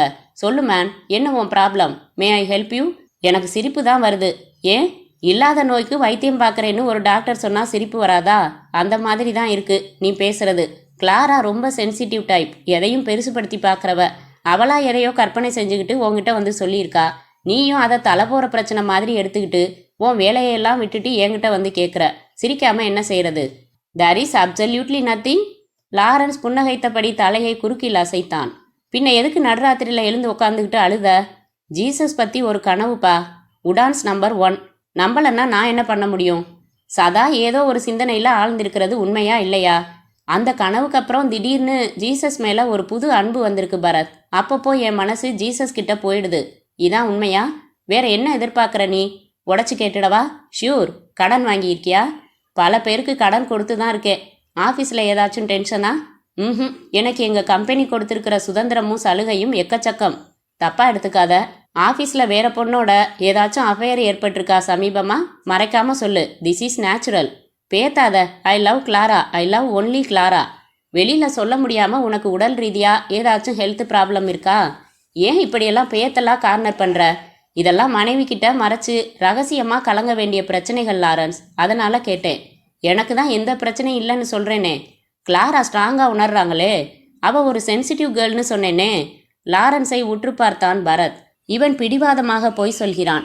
மறைத்தே தீருவது என்று வெகு தீர்மானமாக இருப்பவனிடமிருந்து ஒரு வார்த்தையை கூட வரவழைக்க முடியாது. கேள்விப்பட்டிருக்கேன், இன்னைக்கு தான் பார்க்குறேன். என்ன ஒரு கல்லூரி மங்கன? பரத், நீயும் என்ன நம்பலையா? அதை விட நீ என்ன உன் உண்மையான ஃப்ரெண்டா இன்னும் நம்பலன்னு சொல்லு. அதான் உண்மை. ஓகே, போலாம் வா. பரத் எழுந்து மணல் தட்டி காரில் அமர அமைதியாக தொடர்ந்து வந்து லாரன்ஸ் அவன் அருகில் அமர்ந்து கொண்டான். பரத் புறப்பட்டதும் சொன்னான், ஓகே, என்கிட்ட சொல்ல வேணாம். உன் பிரச்சனையை நீயே சமாளிச்சுக்கோ. பட் ஒன் திங், உரிமையோட என்கிட்ட வந்ததுக்காக கிளாராவை திட்டாத. அத்தியாயம் 8. மகிழம்பூர் ரயில்வே ஸ்டேஷனில் master Madhusudhanan sub inspector Krishnan வந்தபோது கேரியர் பிரித்து ஒரு கையில் அப்பளத்துடன் மும்முரமாக இருந்தார். நீங்க சாப்பிடுங்க, நான் வெயிட் பண்றேன்.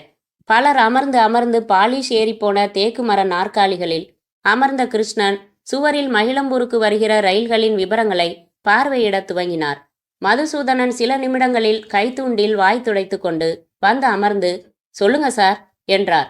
கடம்பா ஏரியில மிதந்த பிணத்தை பத்தி முதல்ல தகவல் கொடுத்ததே நீங்க தான். அந்த ஆள் தானா ஏரியில விழுந்திருக்க முடியாதுன்னு நாங்க நினைக்கிறோம். யாரோ அவனை கொலை செஞ்சிருக்கணும்னு யூகம் செய்யறோம். அவன் யாருன்னு அடையாளம் கண்டுபிடிக்கிறதுக்கு ஒரு பக்கம் முயற்சி செஞ்சுக்கிட்டு இருக்கோம். இதுல உங்க ஒத்துழைப்பும் எங்களுக்கு தேவைப்படுது. டிராயரில் இருந்து அலுமினிய பெட்டி மேலே எடுத்து வைத்து திறந்து என்ன செய்யணும்னு சொல்லுங்க, செஞ்சிடலாம்.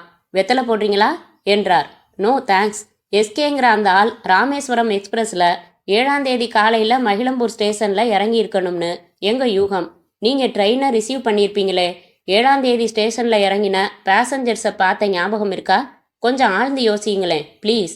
7ஆம் தேதியா என்று மதுசூதனன் அருகில் தொங்கிய முரளி கிருஷ்ணா டிம்பர் கம்பெனி கொடுத்த மாத காலண்டரில் 7ஆம் தேதி என்ன கிழமை என்று பார்த்தார். வெள்ளிக்கிழமை. அன்னைக்கு நாங்க குடும்பத்தோட சுவாமி மலைக்கு போனோம். காலையில ராமேஸ்வரத்தை ரிசீவ் பண்ணிட்டு வீட்டுக்கு போய் அதுக்கப்புறம் தான் குளிச்சுட்டு புறப்பட்டேன். தன் வழக்குக்கு தேவையில்லாத விஷயம் என்றாலும் கிருஷ்ணன் மௌனமாக கவனித்து கொண்டிருந்தார். பொதுவா ராமேஸ்வரம் எக்ஸ்பிரஸ்ல மகிழம்பூருக்கு டிக்கெட் ரிசர்வ் செஞ்சு வர்றவங்க 3-4 பேர் தான் இருப்பாங்க. இவன் பேண்ட் சட்டை போட்டிருந்தவன் கையில விஐபி சூட்கேஸ் வச்சிருந்திருப்பான். கண்களை மூடி யோசித்த மதுசூதனன், இருங்க வந்துட்டேன் என்று நினைவடுக்குகளில் எதையோ அவசரமாக பிடித்து விட்டவராக துடித்து, ஆமா ஆமா இறங்கினான். இவன் மட்டும் இல்ல சார், இன்னொருத்தனும் இறங்கினான். 2 பேரும் பேண்ட் சட்டை போட்டிருந்தாங்க. மூஞ்சிகள் சரியா ஞாபகம் இல்ல.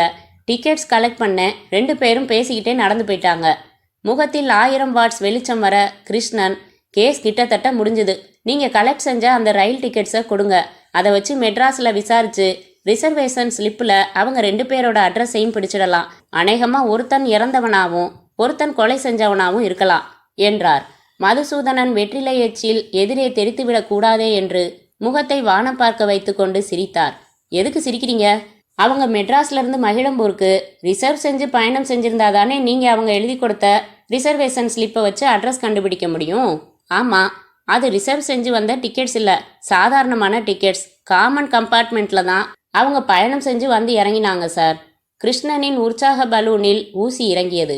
ஆனாலும் தன் முயற்சியில் சற்றும் தளராத விக்ரமாதித்தனை போல, அன்னைக்கு ரயில்ல இருந்து இவங்க 2 பேர் தான் இறங்கினதா என்றான். கொஞ்சம் யோசித்த மதுசூதனன், இல்ல, நம்ம மகிழம்பூர் பள்ளிக்கூட தமிழ் வாத்தியார் நமச்சிவாயம் அன்னைக்கு இறங்கினாரு. நமக்கு நல்ல பழக்கம்.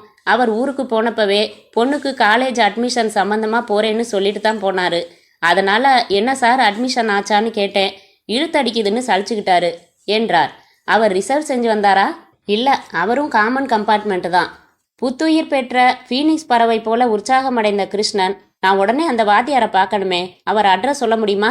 அட்ரஸ் என்ன அட்ரஸ்? ஊருக்குள்ள போய் தமிழ் வாத்தியார் வீடுன்னு கேட்டா மாடு மேய்க்கிறவன் கூட காட்டுவான். ரொம்ப தேங்க்ஸ், ஒரே ஒரு பாக்கு மட்டும் எடுத்துக்கிறேன். கிருஷ்ணன் அவரின் வெற்றிலை பெட்டியில் இருந்து ஒரு பாக்கு பொட்டலம் எடுத்து பிரித்து வாயில் போட்டு கொண்ட பிறகு தன் மோட்டார் பைக் நோக்கி நடந்தார். அத்தியாயம் 9. அழைப்பு மணி ஒலித்தது. மிக்சியை நிறுத்திவிட்டு ஈரக்கையை துடைத்த பிறகு வந்து கதவை திறந்த கிளாரா வியந்தாள். லாரன்ஸ் நெற்றியை பிடித்து கொண்டு நின்றிருந்தான். என்னங்க ஆச்சு? ஆஃபீஸ் புறப்பட்டு போயிட்டு 1 மணி நேரத்தில் வந்துட்டீங்க? பதறினாள். தாங்க முடியாத தலைவலி கிளாரா, அதான் சொல்லிட்டு வந்துட்டேன். உள்ளே வந்து ஷூக்களை கலற்றி போட்டான். வாங்க டாக்டர் கிட்ட போகலாம் என்றாள் கிளாரா. தலைவலிக்கெல்லாம் டாக்டர் கிட்ட போய்கிட்டு பியூனை விட்டு வாங்கிட்டு வர சொல்லி தலைவலி மாத்திரை சாப்பிட்டுட்டேன். அப்படி நிக்கல, கொஞ்ச நேரம் தூங்கினா சரியா போயிடும். லாரன்ஸ் படுக்கை அறைக்கு வந்து ஒரு பெரிய கர்ச்சீப் எடுத்து எதிரெதிர் முனைகள் பிடித்து சுருட்டி நெற்றியில் கட்டிக்கொண்டு காட்டிலில் படுத்து கொண்டான். சூடா காப்பி போட்டு தட்டுமாங்க? கொண்டா. கிளாரா காப்பி போட்டு எடுத்து வந்த போது லாரன்ஸ் போர்வையை எடுத்து கழுத்து வரை போர்த்தி கொண்டான். ஃபேனை அணைச்சிடு கிளாரா என்றான். என்னங்க பண்ணுது? குளிருது. ஃபேனை நிறுத்திவிட்டு வந்து அவன் கன்னத்தை தொட்டு பார்க்க சுட்டது. ஜுரம் வந்துருச்சுங்க, டாக்டர் கிட்ட போயிட்டு வந்துடலாம் வாங்க. ராத்திரி பூரா தூக்கம் இல்ல கிளாரா, அதான் தூங்கி எந்திரிச்சா எல்லாம் சரியா போயிடும் என்று காப்பியை வாங்கி பருகிவிட்டு மீண்டும் படுத்து கொண்டான். ராத்திரி ஏன் தூங்கல? ஏதேதோ நினைப்பு. பேச்சு கொடுக்காம கொஞ்ச நேரம் சும்மா இரு, நான் தூங்கணும். லாரன்ஸ் கண்களை மூடிக்கொண்டான். பெருமூச்சு விட்ட கிளாரா சமையலறைக்கு வந்து மதிய சமையலுக்கான காரியங்களை முடித்துவிட்டு மீண்டும் படுக்கை அறைக்கு வந்து தன் கணவன் அருகில் நாற்காலியை இழுத்து போட்டுக்கொண்டு அமர்ந்தாள். இப்போது தொட்டு பார்க்க அதிகமாக கொதித்தது உடம்பு. கலவரமானாள். குளிரில் வெடவெடவென்று உடம்பு பூரா நடுங்க லாரன்ஸ் தன் 2 கைகளையும் தொடைகளுக்கு நடுவில் செருகி கொண்டு ஜுர வேகத்தில் முனகத் துவங்கினான். உடைந்து உடைந்து மெதுவாக வெளிப்பட்ட அவனுடைய முனகல் வார்த்தைகளை கூர்ந்து கவனித்தாள் லாரா. ஒரு வகையில் பார்க்க போனா இது கொலைதான். ஜீசஸ், என்னை மன்னிச்சிடுங்க. இந்த வாக்கியத்தையே அவன் திரும்ப திரும்ப உளறலாக சொல்லி கொண்டிருக்க கிளாரா திடுக்கிட்டாள். என்ன சொல்கிறார் இவர்? கொலையா? எது கொலை? ஜீசஸ் இவரை ஏன் மன்னிக்க வேண்டும்? கிளாரா வியர்த்து போய் எழுந்து முதலில் டாக்டருக்கும் பிறகு பரத்திற்கும் பக்கத்து வீட்டிலிருந்து ஃபோன் செய்தாள். அத்தியாயம் 10. சிவப்பு விளக்கு புகழ், ஹிந்தி சினிமா புகழ், கடத்தல் புகழ், வர்த்தக புகழ், பங்கு மார்க்கெட் புகழ், பங்கு மார்க்கெட் மோசடி புகழ். பாம்பே செம்பூரில் இருந்தது அந்த அட்வான்ஸ் ஸ்டைல் தையல் கடை. ஆண்களுக்கு மட்டுமே தைக்கிற ஸ்தாபனம். இளைஞர்களை கவர்ந்த கடை. பைக்கை நிறுத்தி இறங்கினார் இன்ஸ்பெக்டர் மேத்தா. சைடு பாக்ஸில் இருந்து கும்பகோணம் போலீஸ் அனுப்பி வைத்த எஸ்கேயின் பேண்ட் உள்ள பாலித்தீன் கவரை எடுத்துக்கொண்டு கடைக்குள்ளே நுழைந்தார். கடை ஒரு சின்ன ஹோட்டல் போல ரிசப்ஷன், டெலிவரி, ஃபிட்டிங் என்று தனித்தனி பகுதிகள் கொண்டிருந்தன. ரிசப்ஷனில் இருந்த பெண் சேலை கட்டி ஸ்லீவ்லெஸ் ஜாக்கெட் அணிந்து உற்று பார்த்தால் புலப்படும் பொட்டு வைத்திருந்தாள். உதட்டில் புன்னகை வைத்திருந்தாள். எஸ் ப்ளீஸ் என்றால் மேத்தாவுக்கு தலையசைத்து. கவரில் இருந்து பேண்டை எடுத்து மேஜை மேல் வைத்த மேத்தா, இது உங்கள் கடையில் தைத்ததுதானே என்று ஹிந்தியில் கேட்டார். அவள் லேபிளை பார்த்துவிட்டு ஆமாம் என்றாள். இந்த பேண்ட்டுக்குரிய நபர் தமிழ்நாட்டில் சில தினங்களுக்கு முன்பாக ஒரு கிராமத்து ஏரியில் பிணமாக கிடந்தான். அவன் கொல்லப்பட்டிருக்கலாம் என்பது சந்தேகம். முதலில் அவன் யார் என்று அடையாளம் தெரிய வேண்டும். இந்த பேண்டின் அளவுகளை அளந்து அதன் மூலம் உங்கள் கஸ்டமரின் பெயரையும் விலாசத்தையும் கண்டுபிடித்து சொல்ல முடியுமா மேடம்? மை குட்னஸ், எத்தனை ஆயிரம் கஸ்டமர்கள் எங்களுக்கு. பலரின் அளவுகள் ஒத்துப்போக சாத்தியம் இருக்கிறது சார்.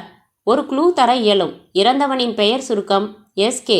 அதனால் உங்கள் கஸ்டமர்களின் பெயர்களில் எஸ் இனிஷியலுக்கு பிறகு கேயில் துவங்குகிற பெயர் கொண்டவர்களை மட்டும் முதலில் தனியாக பிரித்து கொள்ளலாம். பிறகு அந்த கஸ்டமரின் அளவுகளோடு இந்த பேண்டின் அளவுகளை ஒப்பிட்டு பார்க்கலாம். நல்ல யோசனைதான். ஆனால் இதற்கு மணிக்கணக்கில் நேரமாகுமே. ஆகட்டும், நானும் ஒத்துழைக்கிறேன். இவனை உன் உதவியால் கண்டுபிடித்து விட்டால் என் சொந்த செலவில் உனக்கு ஒரு ஐஸ்கிரீம் வாங்கி தருகிறேன். அவள் சிரித்து விட்டாள். ஒரு உதவியாளனை அழைத்து அந்த பேண்டின் அத்தனை அளவுகளையும் மிகச் சரியாக அளந்து ஒரு தனி காகிதத்தில் குறிக்க சொன்னாள். பிறகு தன் நிறுவனத்தின் கஸ்டமர்களின் பெயர்கள், விலாசங்கள் கொண்ட ஒரு பெரிய லெட்ஜர் போன்ற புத்தகத்தை எடுத்து வைத்துக்கொண்டு புரட்ட துவங்கினாள். சாரி, நாங்கள் அகர வரிசைப்படி இந்த விலாசங்களை வைத்திருக்கவில்லை. அவள் பாலிஷ் பூசின தன் விரல்களை பெயர்களின் இனிஷியல்களில் வேகமாக ஓட்டினாள்.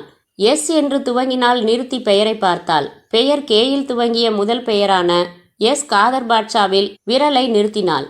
மேத்தா ஒரு தனி காகிதத்தில் எஸ் காதர் பாட்ஷா என்று எழுதி அவரின் பெயர் இடம்பெற்றிருக்கும் பக்க எண்ணை குறித்து கொண்டதும் அவள் மீண்டும் விரல்களை ஓட்டினாள். 1 மணி நேரத்தில் எல்லா விலாசங்களும் முடிந்து போக மேத்தா தன் லிஸ்டை பார்த்தார். எஸ் இனிஷியலுடன் கேயில் துவங்கும் 14 பெயர்கள். வெல், இப்போது இந்த 14 பேரின் பேண்ட் அளவுகளுடன் நான் கொடுத்த பேண்ட் அளவுகளை ஒப்பிட வேண்டும் மேடம். அந்த ஒப்பிடல் காரியம் துவங்கியது. அடுத்த 5வது நிமிடம் விடை கிடைத்தது. எஸ் கார்த்திகேயன் என்பவனின் பேண்ட் அளவுகளுடன் மேத்தா கொடுத்த பேண்ட் அளவுகள் சரியாக ஒத்துப்போயின. Thank you very much. இந்த கார்த்திகேயனின் விலாசம் வேண்டும். அவள் தனியாக ஒரு காகிதத்தில் அந்த கார்த்திகேயனின் தாராவி விலாசத்தை எழுதி கொடுத்தாள். புன்னகையுடன் எழுந்து கொண்டார் மேத்தா. வெறும் பேச்சோடு சரியா சார்? எங்கே ice cream? My goodness, you are serious about it? இவனை பற்றிய முழு தகவல்களையும் சேகரித்து கும்பகோணம் போலீஸுக்கு அனுப்பி வைத்த மறு வினாடி நான் புறப்பட்டு இங்கே வருகிறேன். Let's have ice cream, okay? Mehta பைக்கை விரட்டி குறிப்பிட்ட அந்த தாராவி விலாசத்தை அடைந்தார். அந்த சிறிய தனி வீடு பூட்டியிருந்தது. அருகில் ஒரு சில்லறை மீன் வியாபார கடை இருந்தது. அங்கே வந்தார். பூட்டப்பட்டிருந்த வீட்டில் உள்ள கார்த்திகேயனை பற்றி விசாரித்தார். அவரா? ஒரு பிளைவுட் கம்பெனிக்கு ரெப்ரசன்டேட்டிவாக வேலை பார்த்தான். அவனோடு அவன் மனைவி ஒருத்தி இருந்தாள், நந்தினி என்று பெயர். கொள்ளை அழகு. இவன் கம்பெனி வேலை காரணமாக மாதத்தில் 15 நாட்கள் டூர் போய்விடுவான். அவள் மட்டும் வீட்டில் தனியாக இருப்பாள். லெண்டிங் லைப்ரரி நடத்தும் மனோகர் என்னும் இளைஞன் தினசரி வந்து புத்தகம் கொடுப்பான், மாற்றி வாங்கி செல்வான். அதில் மனோகருக்கும் நந்தினிக்கும் ஒரு தொடர்பு ஏற்பட்டு போனது. இருவரும் ரகசியமாக வெளியில் சுற்றினார்கள். கணவனுக்கு தெரியாமல் கூத்தடித்தார்கள். ஒரு எல்லையில் ஒரு கடிதம் எழுதி வைத்துவிட்டு அவள் அந்த மனோகருடன் ஓடியே போய்விட்டாள். கார்த்திகேயன் நொந்து போய்விட்டான். கொஞ்ச நாள் பித்து பிடித்தவன் போல இருந்தான். தமிழ்நாட்டில் இருக்கும் தன் கிராமத்திற்கே போகப் போவதாக என்னிடம் சொன்னான். அதே போல வீட்டை காலி செய்துவிட்டு போன வாரத்தில் புறப்பட்டு போய்விட்டான்.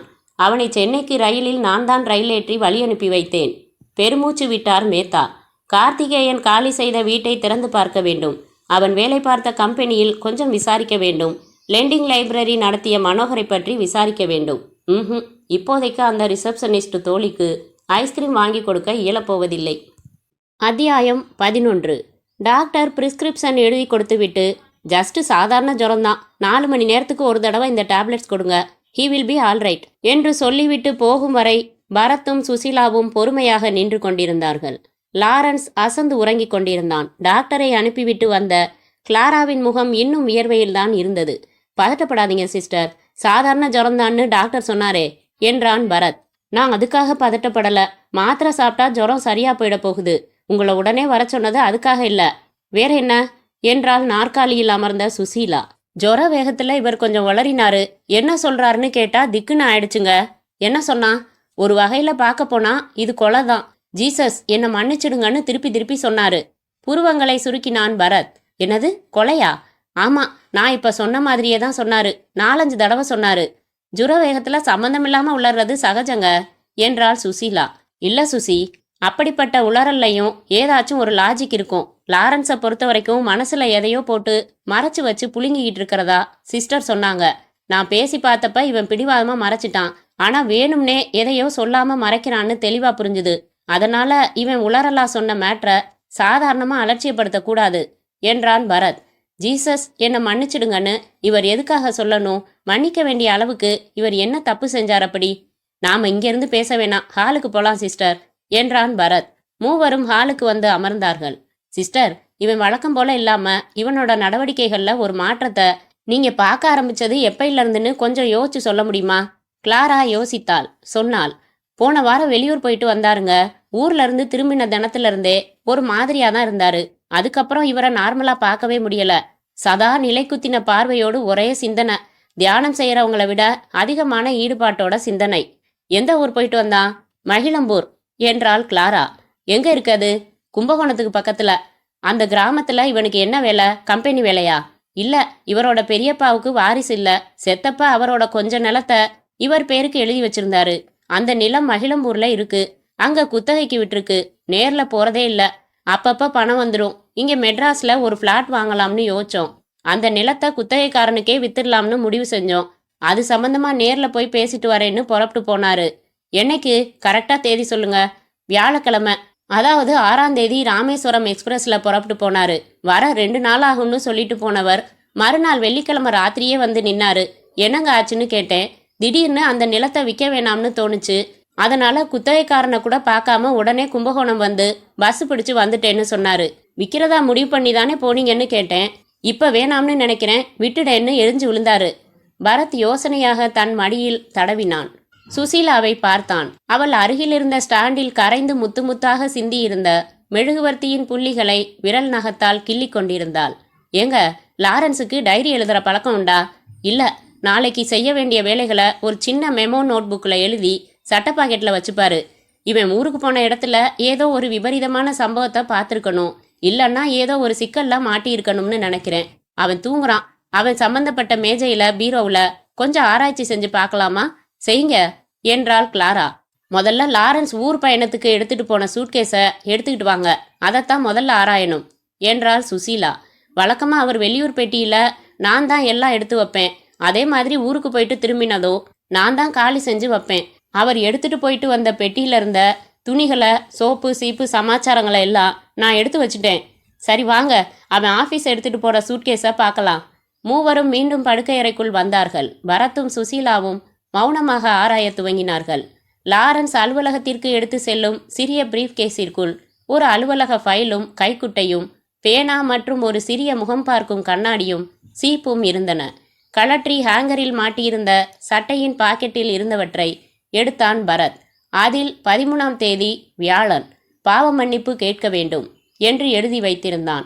பரத் தன் ரிஸ்ட் வாட்சில் தேதி பார்த்தான். இன்று தேதி 12.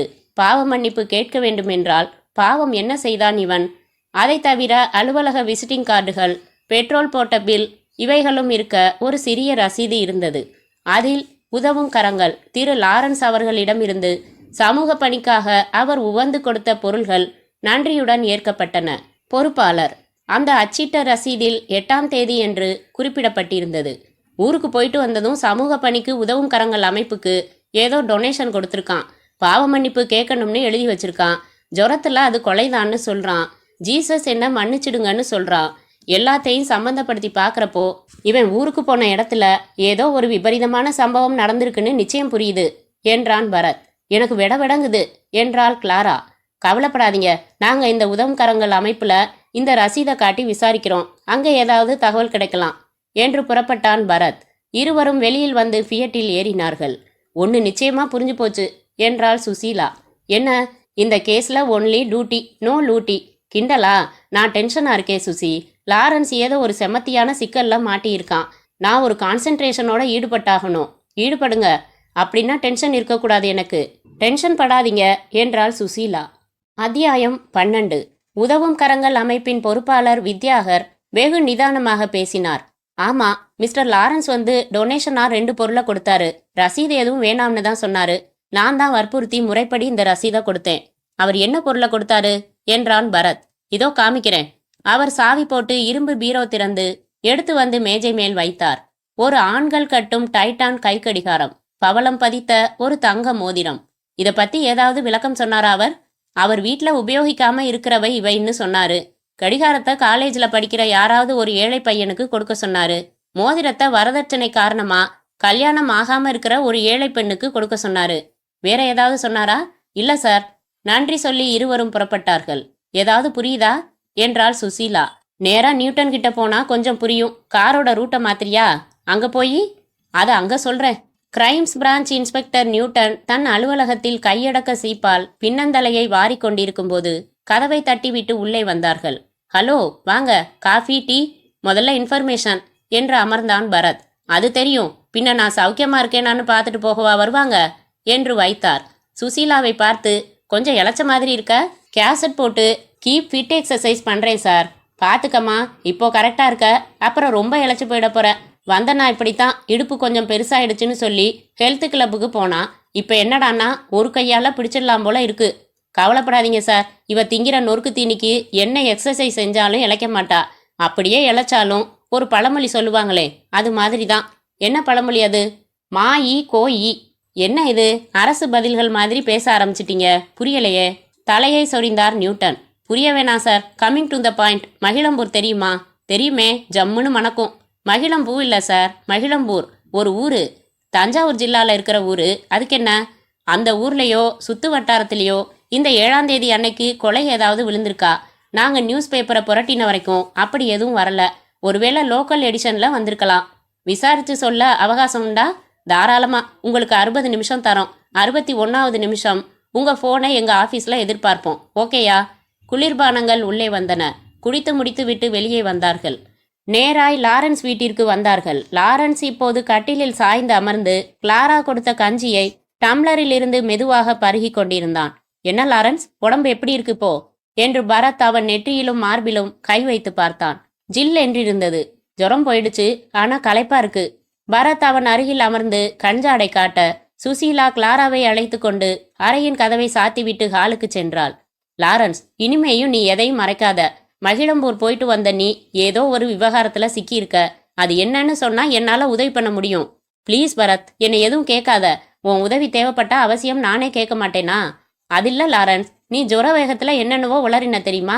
ஜீசஸ் என்னை மன்னிச்சிடுங்கன்னு சொன்ன, அது ஒரு வகையில கொலைதான்னு சொன்ன. இதுக்கெல்லாம் அர்த்தம் என்ன? உளறினேன்னு நீயே சொல்ற, அப்புறம் அர்த்தம் கேட்டா எப்படி? அப்படியெல்லாம் பேசினேனான்னு எனக்கு தெரியல. பேசியிருந்தாலும் எனக்கு காரணம் புரியல. லாரன்ஸ், நீ ஏன் இவ்வளவு வலுக்கட்டாயமா ஒரு உண்மையை மறைக்க விரும்புறேன்னு தான் எனக்கு புரியல. நான் உன்னோட நல்ல ஃப்ரெண்டு இல்லையா? உனக்கு நான் உதவ மாட்டேன்னு நினைக்கிறியா? லாரன்ஸ் 2 கைகளையும் அவனை நோக்கி கூப்பினான். ப்ளீஸ் ப்ளீஸ் பரத், என்னை எதுவுமே கேட்காத. நான் எதுவும் சொல்ல தயாரா இல்ல. அவன் அப்படி சொன்னதும் வலிக்காமல் ஆனால் அரைந்தது போல இருந்தது. எழுந்து கொண்டான் பரத். ஓகே, இதுக்கு மேல நான் வற்புறுத்துறதா இல்ல. ஆனா உனக்கு என் உதவி தேவைப்பட்டா தயங்காம கூப்பிடு. உடம்ப பார்த்துக்கோ. வரேன். பரத் வெளியே வந்து வா சுசி என்றான். கிளாரா அவனை தவிப்புடன் பார்த்தாள். மகிழும்பூர் போயிட்டு வந்ததுல நிச்சயமா ஏதோ ஒரு குழப்பம் இருக்கு. அதை எப்படி கேட்டாலும் லாரன்ஸ் சொல்றதா இல்ல. ரொம்ப அழுத்தமான காரணம் இல்லைன்னா அவன் சொல்லிடுவான். ஓகே, அவனா சொல்றப்போ சொல்லட்டும், நாங்க வரோம். காதில் சுசீலாவிடம் கேட்டான் பரத். விசாரிச்சியா? விசாரிச்சிட்டேன். அவங்களுக்கு தெரிஞ்சு லாரன்ஸ் கிட்ட ஒரே ஒரு ஹெச்எம்டி வாட்ச் மட்டும்தானா.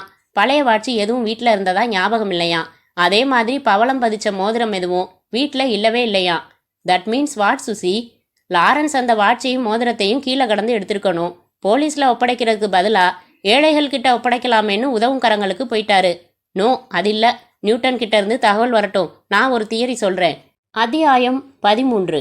தமிழ் வாத்தியார் நமச்சிவாயம் தன் வீட்டு கயிற்றுக்கட்டிலில் குப்புறப்படுத்து கொண்டு கொறிப்பதற்கு அருகில் நிலக்கடலை வறுத்து கொண்டு யவனராணி படித்து கொண்டிருந்த போது சப் இன்ஸ்பெக்டர் கிருஷ்ணன் சரித்திர சூழ்நிலைக்கு சம்பந்தமே இல்லாமல் காக்கி உடையுடன் உள்ளே நுழைந்தார். நமச்சிவாயத்தை தற்காலத்திற்கு கொண்டு வந்து தான் வந்த நோக்கத்தை புரிய வைத்த பிறகு கிருஷ்ணன் கேட்டார். 7ஆம் தேதி அதிகாலையில ராமேஸ்வரம் எக்ஸ்பிரஸ்ல இருந்து உங்க மகிழம்பூர் ஸ்டேஷன்ல இறங்கினது மொத்தம் 3 பேர். நீங்க ஒருத்தர், இன்னும் 2 பேண்ட் போட்ட வாலிப பசங்க. 3 பேருமே காமன் கம்பார்ட்மெண்ட்ல தான் பயணம் செஞ்சிருக்கீங்க. அந்த 2 பேரை உங்களுக்கு ஞாபகம் இருக்கா? நமச்சிவாயம் தன் மடியில் இருந்து தகர பொடி டப்பா திறந்து ஒரு சிட்டிகை எடுத்து சர் சர் என்று உறிஞ்சி மேல் துண்டால் மூக்கை பிரஷ் செய்துவிட்டு, நல்லா கேட்டீங்க, ஞாபகம் இருக்கான்னு. நாங்க 3 பேரும் ஒரே பகுதியில தான் உட்காந்து பயணம் செஞ்சோம். தரையில நியூஸ் பேப்பர் விரிச்சு நான் படுத்துட்டேன். அவனுங்க 2 பேரும் பேசினாங்க. ராத்திரி ரொம்ப நேரத்துக்கு பேசிக்கிட்டே இருந்தானுங்க. சார், நான் கொஞ்சம் தூங்கணும்னு கடுப்பிடிச்சிட்டேன்னா பார்த்துக்கங்களேன். கிருஷ்ணன் தெம்பாகி, இருங்க, அவங்க 2 பேரும் எப்படி இருந்தாங்க அதை சொல்லுங்க என்றார். நாகரிகமாக பேண்ட் சட்டை போட்டிருந்தாங்க. ஒருத்தன் கிறிஸ்டியன், கழுத்தில் சிலுவை டாலர் மாட்டியிருந்தான். இன்னொருத்தன் பம்பாய்க்காரன், ஆனால் நம்ம தமிழ் ஆளு தான். Very good. அவங்க கிட்ட நீங்கள் பேசுனீங்களா? முதல்ல கொஞ்ச நேரம் நாங்கள் 3 பேருமே பேசிக்கிட்டு தான் வந்தோம். பம்பாய்க்காரன் கொஞ்ச நாளைக்கு முன்னாடி பம்பாய்க்கு போய் செட்டில் ஆனவனா, அங்கே ஏதோ பிரச்சனைன்னு திரும்பி வரதா சொன்னான். சிலுவை போட்டிருந்தவன் மெட்ராஸில் ஏதோ ஒரு கம்பெனியில் வேலை பார்க்குறதா சொன்னான். எந்த கம்பெனின்னு ஞாபகம் இருக்கா? அது கூட கிறிஸ்தவ பேர் தான் சொன்னான். இருங்க சொல்கிறேன் என்று நமச்சிவாயம் தன் நெற்றி பொட்டில் தட்டி பார்த்து, கரெக்ட், தாம்சன் அண்ட் கம்பெனின்னு சொன்னான். கம்பெனின்னா என்ன தயாரிக்கிற கம்பெனி? அதை நான் கேட்டுக்கல, அவனும் சொல்லலை. அவன் பேர் என்ன? யாரோட பேரும் கேட்டுக்கல. திடீர்னு என்னை கழட்டி விட்டுட்டானுங்க.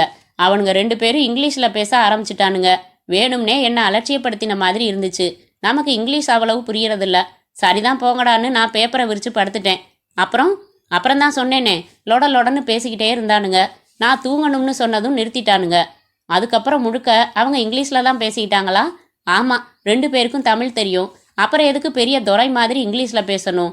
தமிழ் தெரிஞ்ச 2 தமிழர்கள் இங்கிலீஷில் பேசிக்கிட்டா எனக்கு பொச பொசன்னு வரும். சரி, காலையில் ஸ்டேஷனில் இறங்கினதுக்கப்புறம் அவங்க கூட பேசலையா? ராத்திரி திடீர்னு என்னை கத்தரிச்சு விட்ட மாதிரி அவங்க இங்கிலீஷில் பேச ஆரம்பிச்சதுலேருந்தே எனக்கு அவங்க மேலே வெறுப்பாயிடுச்சு.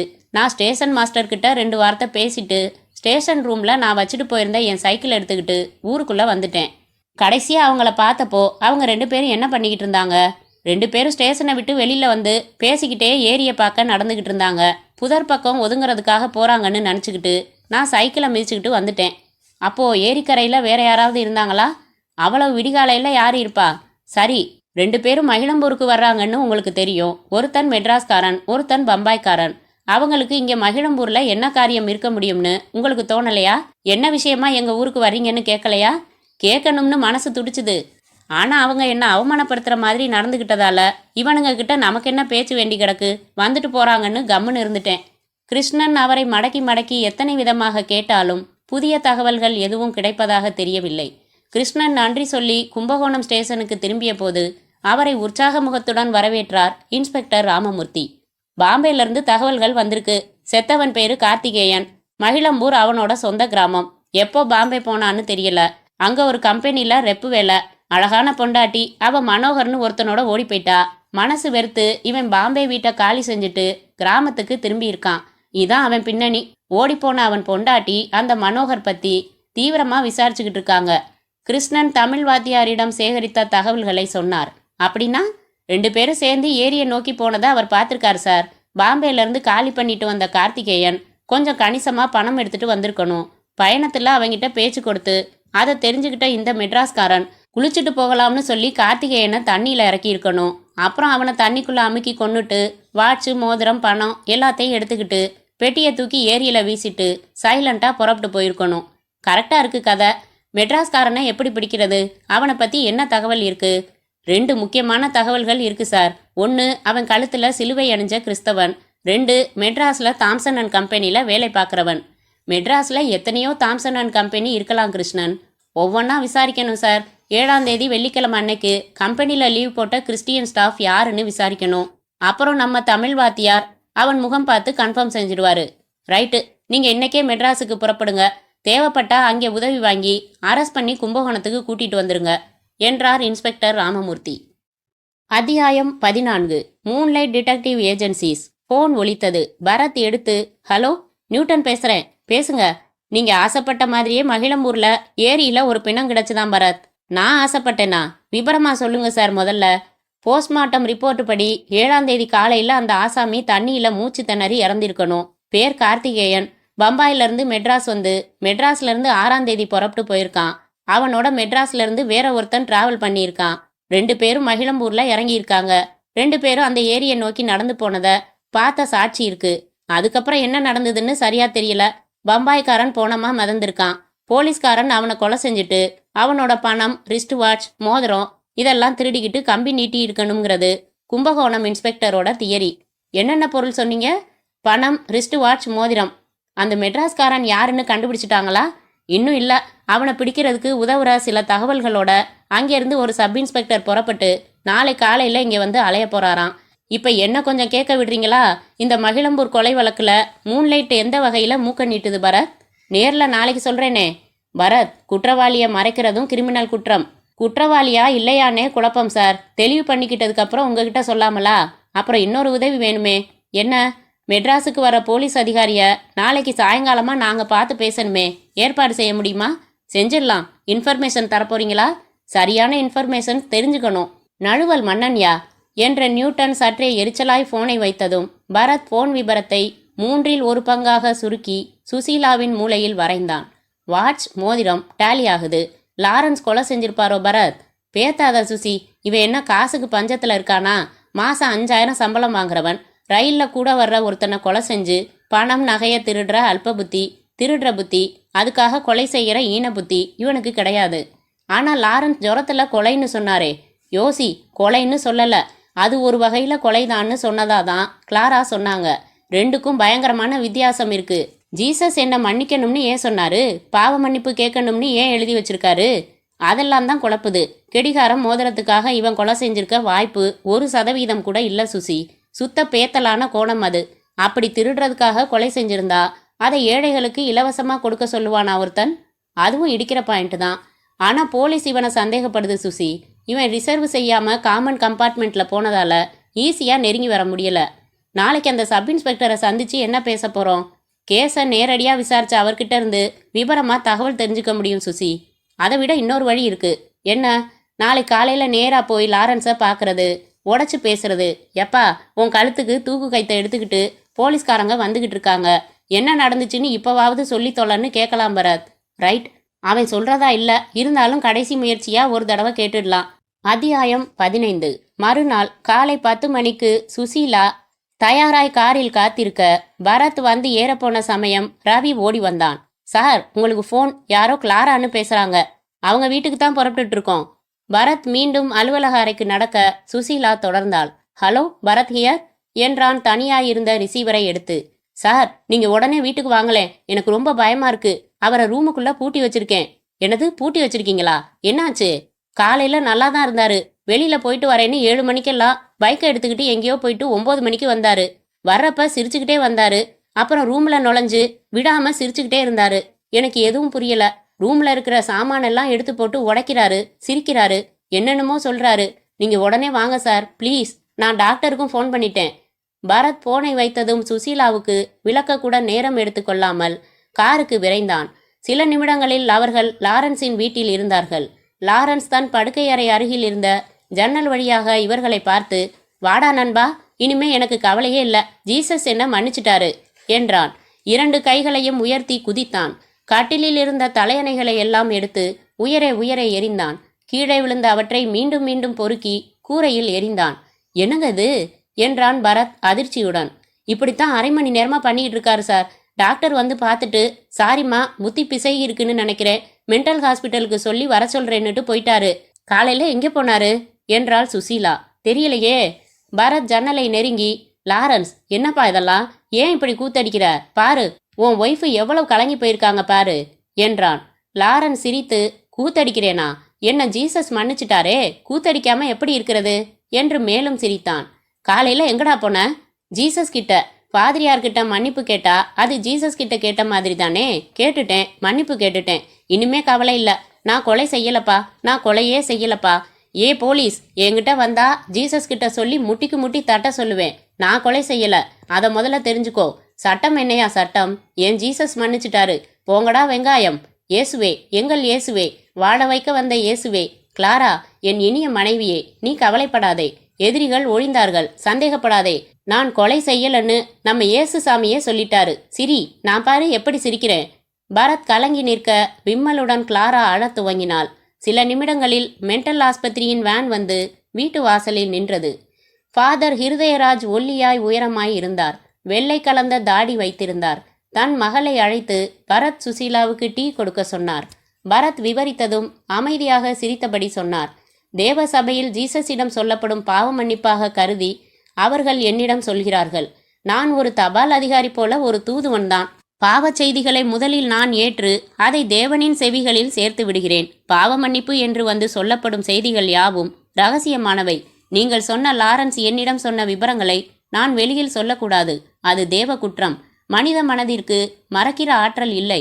இருந்தால் அவ்வப்போது மறக்கப்பட வேண்டியவை அவை. அதெல்லாம் சரி ஃபாதர். லாரன்ஸ் இப்போ மென்டல் ஆஸ்பத்திரியில் இருக்கான். அவனை ஒரு கொலை குற்றத்துல குற்றவாளியாக்குற நோக்கத்தோட போலீஸ்காரங்க இருக்காங்க. அவனுக்கு இப்போ மனநிலை சரியா இல்லைன்னாலும் அவனை கைது செய்யலாம். நடந்தது என்னன்னு மறுபடி சொல்ற நிலைமையில இப்ப அவன் இல்லை.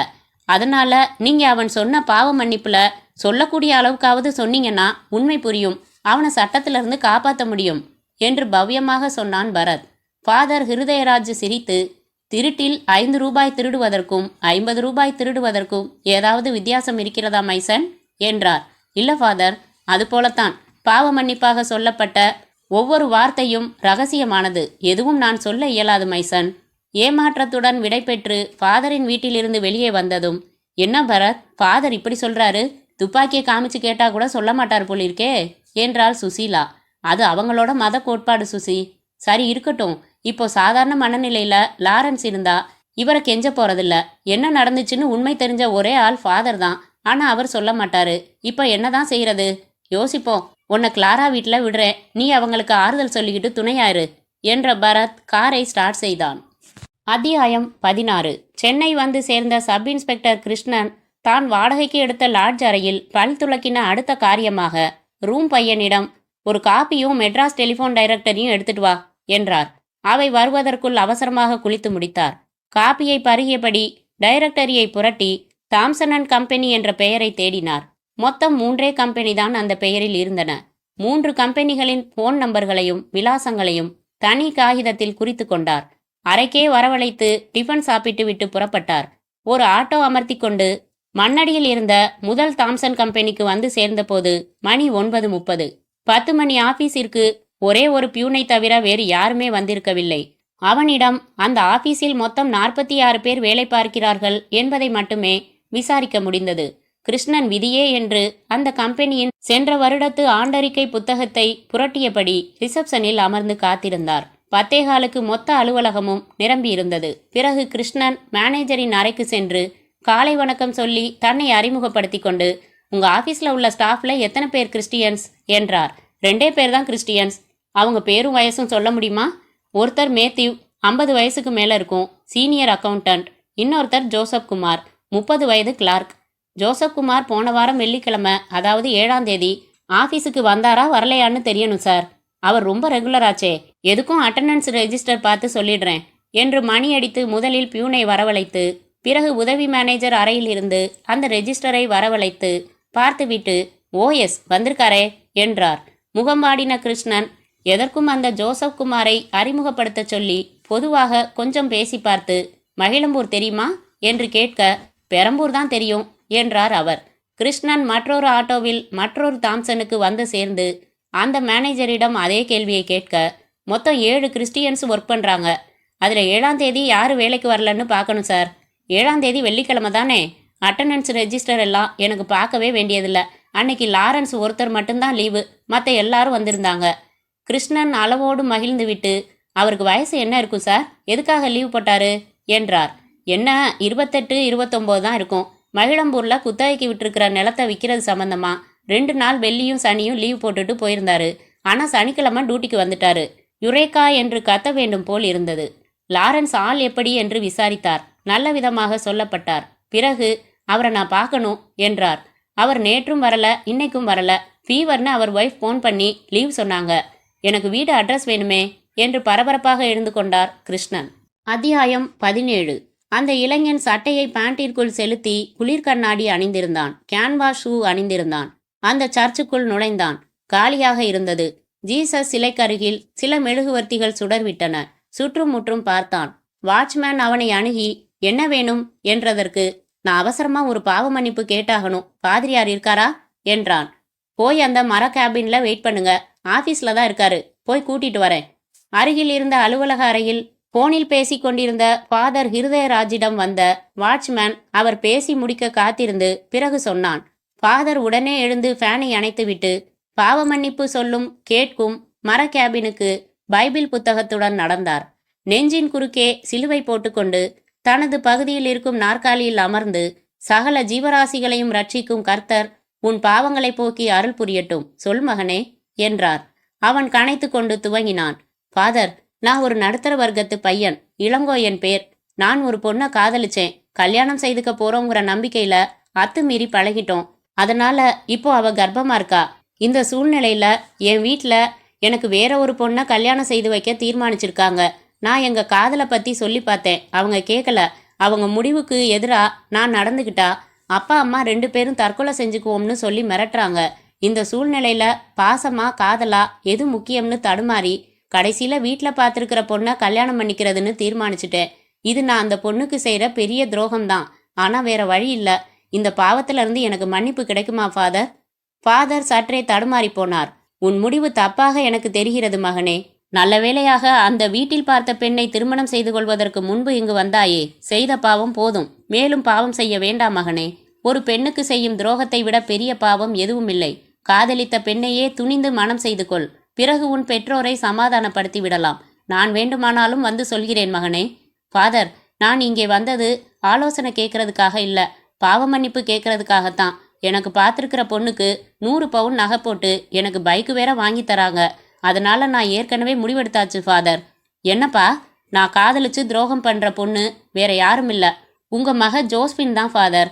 ஃபாதர் அதிர்ச்சியில் திகைத்து ஆத்திரம் கொப்புளிக்க சட்டென்று எழுந்து இந்த பக்கம் வந்து அவன் சட்டையை பிடித்து வெளியே இழுத்து, அயோக்கிய ராஸ்கல், இது நியாயமாடா பாவி என்று கத்த துவங்க வாட்ச்மேன் மற்றும் அலுவலகத்தில் இருந்த 4 பேர் ஓடி வந்து, ஃபாதர் என்னாச்சு என்றார்கள். இந்த அயோக்கியன் என் மகளோட வாழ்க்கையையே நாசம் பண்ணிட்டு என்கிட்டயே வந்து பாவ மன்னிப்பு கேட்குறான். எவ்வளவு திமிர் இருக்கும். இல்லை ஃபாதர், அவன் உங்ககிட்ட மன்னிப்பு கேட்கல என்று சற்று தள்ளி குரல் கேட்க ஃபாதர் திரும்பி பார்த்தார். அவரை நோக்கி நிதானமாக நடந்து வந்தான் பரத். ஃபாதர், அவன் கர்த்தர்கிட்ட தான் மன்னிப்பு கேட்டான். நீங்க அதுக்கு ஒரு கருவிதான், ஒரு தபால்காரர், ஒரு தூதுவன், அவ்வளவுதான். எப்படி ஃபாதர் பாவ மன்னிப்பு சொல்லப்பட்ட ஒரு தேவ ரகசியத்தை நீங்க வெளியில பகிரங்கப்படுத்தலாம்? ஃபாதர் உறைந்து போன முகத்துடன் மௌனமாக பார்த்தார். என்னை மன்னிச்சிருங்க ஃபாதர், அவன் சொன்னதெல்லாம் பொய். நான் தான் அப்படி சொல்ல சொன்னேன். உங்க சொந்த பொண்ணை சம்பந்தப்படுத்தி சொன்னதும் நீங்க உணர்ச்சி வசப்பட்டுட்டீங்க. உங்க மத கோட்பாட்டையோ சட்டதிட்டங்களையோ குறை சொல்றது என் நோக்கம் இல்லை. விதின்னு இருந்தா விதி விலக்குகள் சில இருக்கத்தான் செய்யும் ஃபாதர். கொலை செய்யறது சட்டப்படி குற்றம் ஃபாதர். ஆனா போர் முனையில கொலை செய்யலாம், இது விதிவிலக்கு. கற்புக்கு பங்கம் வரப்போ ஒரு பொண்ணு கொலை செய்யலாம், இது விதிவிலக்கு. அந்த மாதிரி லாரன்ஸ் இப்ப சட்டத்தோட பிடியில மாட்டிக்க இருக்கான். அவன் செய்யாத ஒரு கொலையில அவன் சம்பந்தப்பட்டிருக்கான். நடந்த உண்மையை சொல்ற நார்மலான மனநிலையில இப்ப அவன் இல்ல. பாவ மன்னிப்பு மூலமா நடந்த உண்மை தெரிஞ்ச ஒரே நபர் நீங்க. ஒரு விதிவிலக்கா எடுத்துக்கிட்டு நீங்க லாரன்ஸை சட்டத்துக்கிட்ட இருந்து காப்பாத்துறதுக்காக உதவணும் ஃபாதர் என்றான் பரத். ஃபாதர் ஹிருதயராஜ் சில நிமிடங்கள் அமைதியாக யோசனை செய்துவிட்டு, சரி சொல்றேன் என்று தன் அலுவலக அறைக்கு அழைத்து வந்தார். ஒரு நிமிஷம் ஃபாதர், போனை யூஸ் பண்ணிக்கிறேன் என்று கிளாராவின் வீட்டிற்கு ஃபோன் செய்த பரத் சப் இன்ஸ்பெக்டர் கிருஷ்ணனை கொஞ்சம் பேச சொல்லு சுசி என்றான். அவர் ரிசீவரை வாங்கி, ஹலோ சார், என் முயற்சி வெற்றி. ஃபாதர் லாரன்ஸ் சொன்னதை சொல்றேன்னு சொல்லிட்டாரு. நீங்களும் சுசியும் உடனே புறப்பட்டு இங்க சர்ச்சுக்கு வாங்க. எனக்கு அவகாசம் கொடுத்ததுக்கு தேங்க்ஸ். ஃபாதர் சொல்ல போற விஷயத்த வச்சு நீங்க ஆஸ்பத்திரியில இருக்கிற லாரன்ஸை அரெஸ்ட் பண்றதா வேண்டாமான்னு முடிவெடுக்கலாம் என்றான். அரை மணிக்கு பிறகு எல்லோரும் எதிர் நாற்காலிகளில் அமைதியாக அமர்ந்திருக்க ஃபாதர் ஹிருதயராஜ் கண்மூடி பைபிள் தொட்டு ஒரு சிறிய ஜெபம் செய்து முடித்த பிறகு ஆரம்பித்தார். லாரன்ஸ் எனக்கு அறிமுகமானவர் தான். அவர் வந்து பாவ மன்னிப்பு கேட்கணும் ஃபாதர்னு சொன்னதும் எனக்கு ஆச்சரியமா இருந்தது. என் ஆசனத்தில் அமர்ந்தேன். அவர் சொன்னார். அத்தியாயம் 18. ஃபாதர், ராமேஸ்வரம் எக்ஸ்பிரஸ்ல மகிழம்பூருக்கு புறப்பட்டேன். அதே கம்பார்ட்மெண்ட்ல எனக்கு பக்கத்துல பம்பாயை சேர்ந்த கார்த்திகேயன்னு ஒருத்தன் பயணம் செஞ்சான். நாங்க 2 பேரும் ஒரே வயசு. 2 பேருக்கும் பேச பிடிச்சுது. பல விஷயங்களை பத்தி பேச ஆரம்பிச்சோம். கொஞ்ச நேரத்துல ரொம்ப நாள் பழகின மாதிரி நெருக்கமா பேச ஆரம்பிச்சிட்டான் அவன். பம்பாயில அவன் பொண்டாட்டி இன்னொருத்தனோட ஓடி போயிட்டதா சொன்னான். மனம் வெறுத்து போய் ஊர் திரும்புறதா சொன்னான். பாவம் செஞ்ச எனக்கு இப்படி ஒரு தண்டனை தேவைதான்னு சொன்னான். என்னையா பாவம் செஞ்ச நீன்னு கேட்டேன்.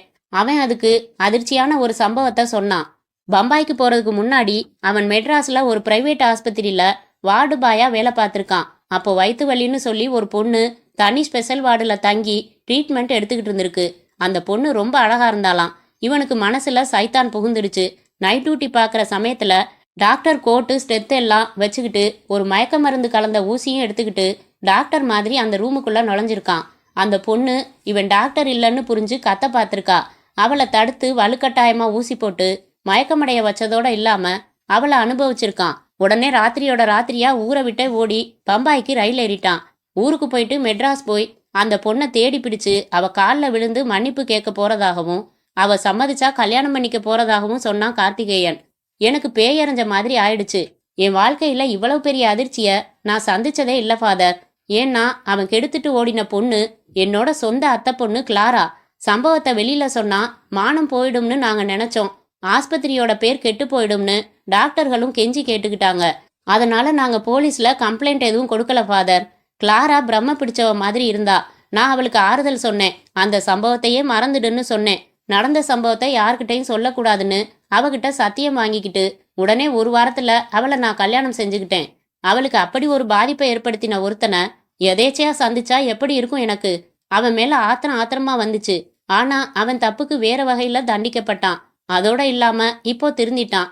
தன்னால பாதிக்கப்பட்ட பொண்ணை தேடி வாழ்க்கை தர தயாரா அவன் மனம் பக்குவப்பட்டிருக்கு. இவன்கிட்ட கோபத்தை காமிக்கிறதால எந்த பலனும் இல்லைன்னு பட்டுது.